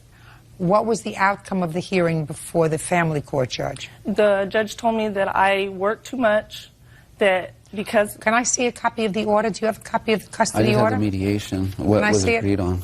What you agreed on? It was originally ordered I had my daughter 60-40, 4 days and her 3 days. But she was crying and everything, and, you know, I want to do this for my daughter, so I agreed to give her 50% of time in mediation. Let me see. Was the original order 60-40? That he had the child 4 days a week and you had the child 3 days a week? Because of my... I don't care what it was before. I'm asking you. I can't go into what it was because of. What I'm asking you is, was that the original order? Yes, it was. So he had the child 60%, you had 40%, and then you went to mediation that was just resolved. And the parties share joint legal and physical custody. So now you each have the child 50% of the time. Is that what you wanted? No, that's not what I wanted. Well, that's why Mr. Ruiz says that you're pursuing these matters after 2 years. The reason why I'm pursuing this case is because the judge told me that we weren't married, so I wasn't able to get none of my belongings back. I'm not interested in your belongings. Do you understand? And don't tell me that you couldn't have gotten any of your belongings out. You could have gotten your belongings out with a police officer. If the shoes didn't fit him, the police would have given you your shoes back. Do you understand?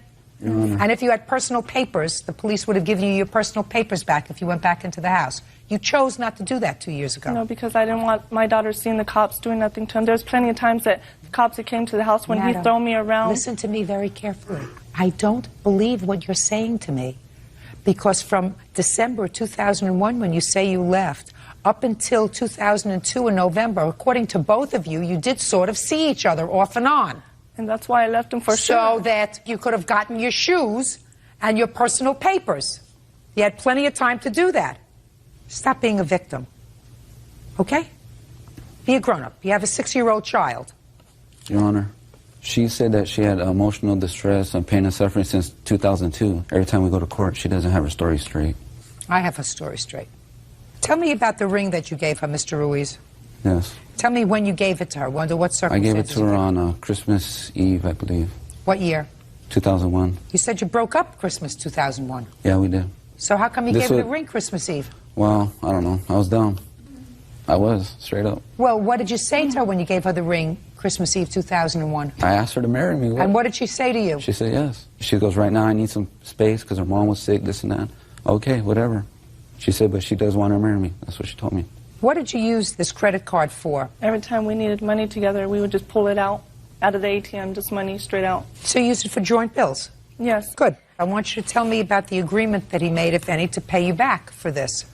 Did he say he was going to pay you back, and when? Yes, he told me all the time. Tell me when he agreed to pay you back. Right when before we'd go get the money out, he would tell me that he was going to pay it off because I was not allowed to work. I was not allowed to get a job, so there was no way for me to pay it. I don't believe you.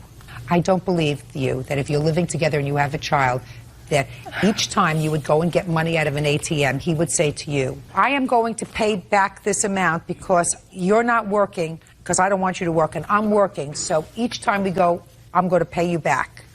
Yes, he did say this. I don't believe you, Miss Espinosa. I'm telling the truth. I know I was right there, and that's what he was. I don't believe you. In any event, I suggest you go find the engagement ring and sell it. Maybe that'll help pay off the bill. Listen to me, madam. You have to put a period. Just because one lawsuit didn't turn out the way you wanted it to 2 years later. I don't buy it, Miss Espinosa. I'm sorry. Your case is dismissed. That's all. Parties are excused. You may step out. He's just very controlling. He's very manipulating. I'm happy. For 6 years, I was 16. I didn't know what I was doing. All I gotta do is tell the truth, and that's what happens. He started throwing me around. He slammed my leg in the door. You know, I pushed her around before, but I never hit her or nothing like that. Socked me. I hope he gets what he deserves. I just hope she leaves me alone and go on with her way, and that's it. And now the next case.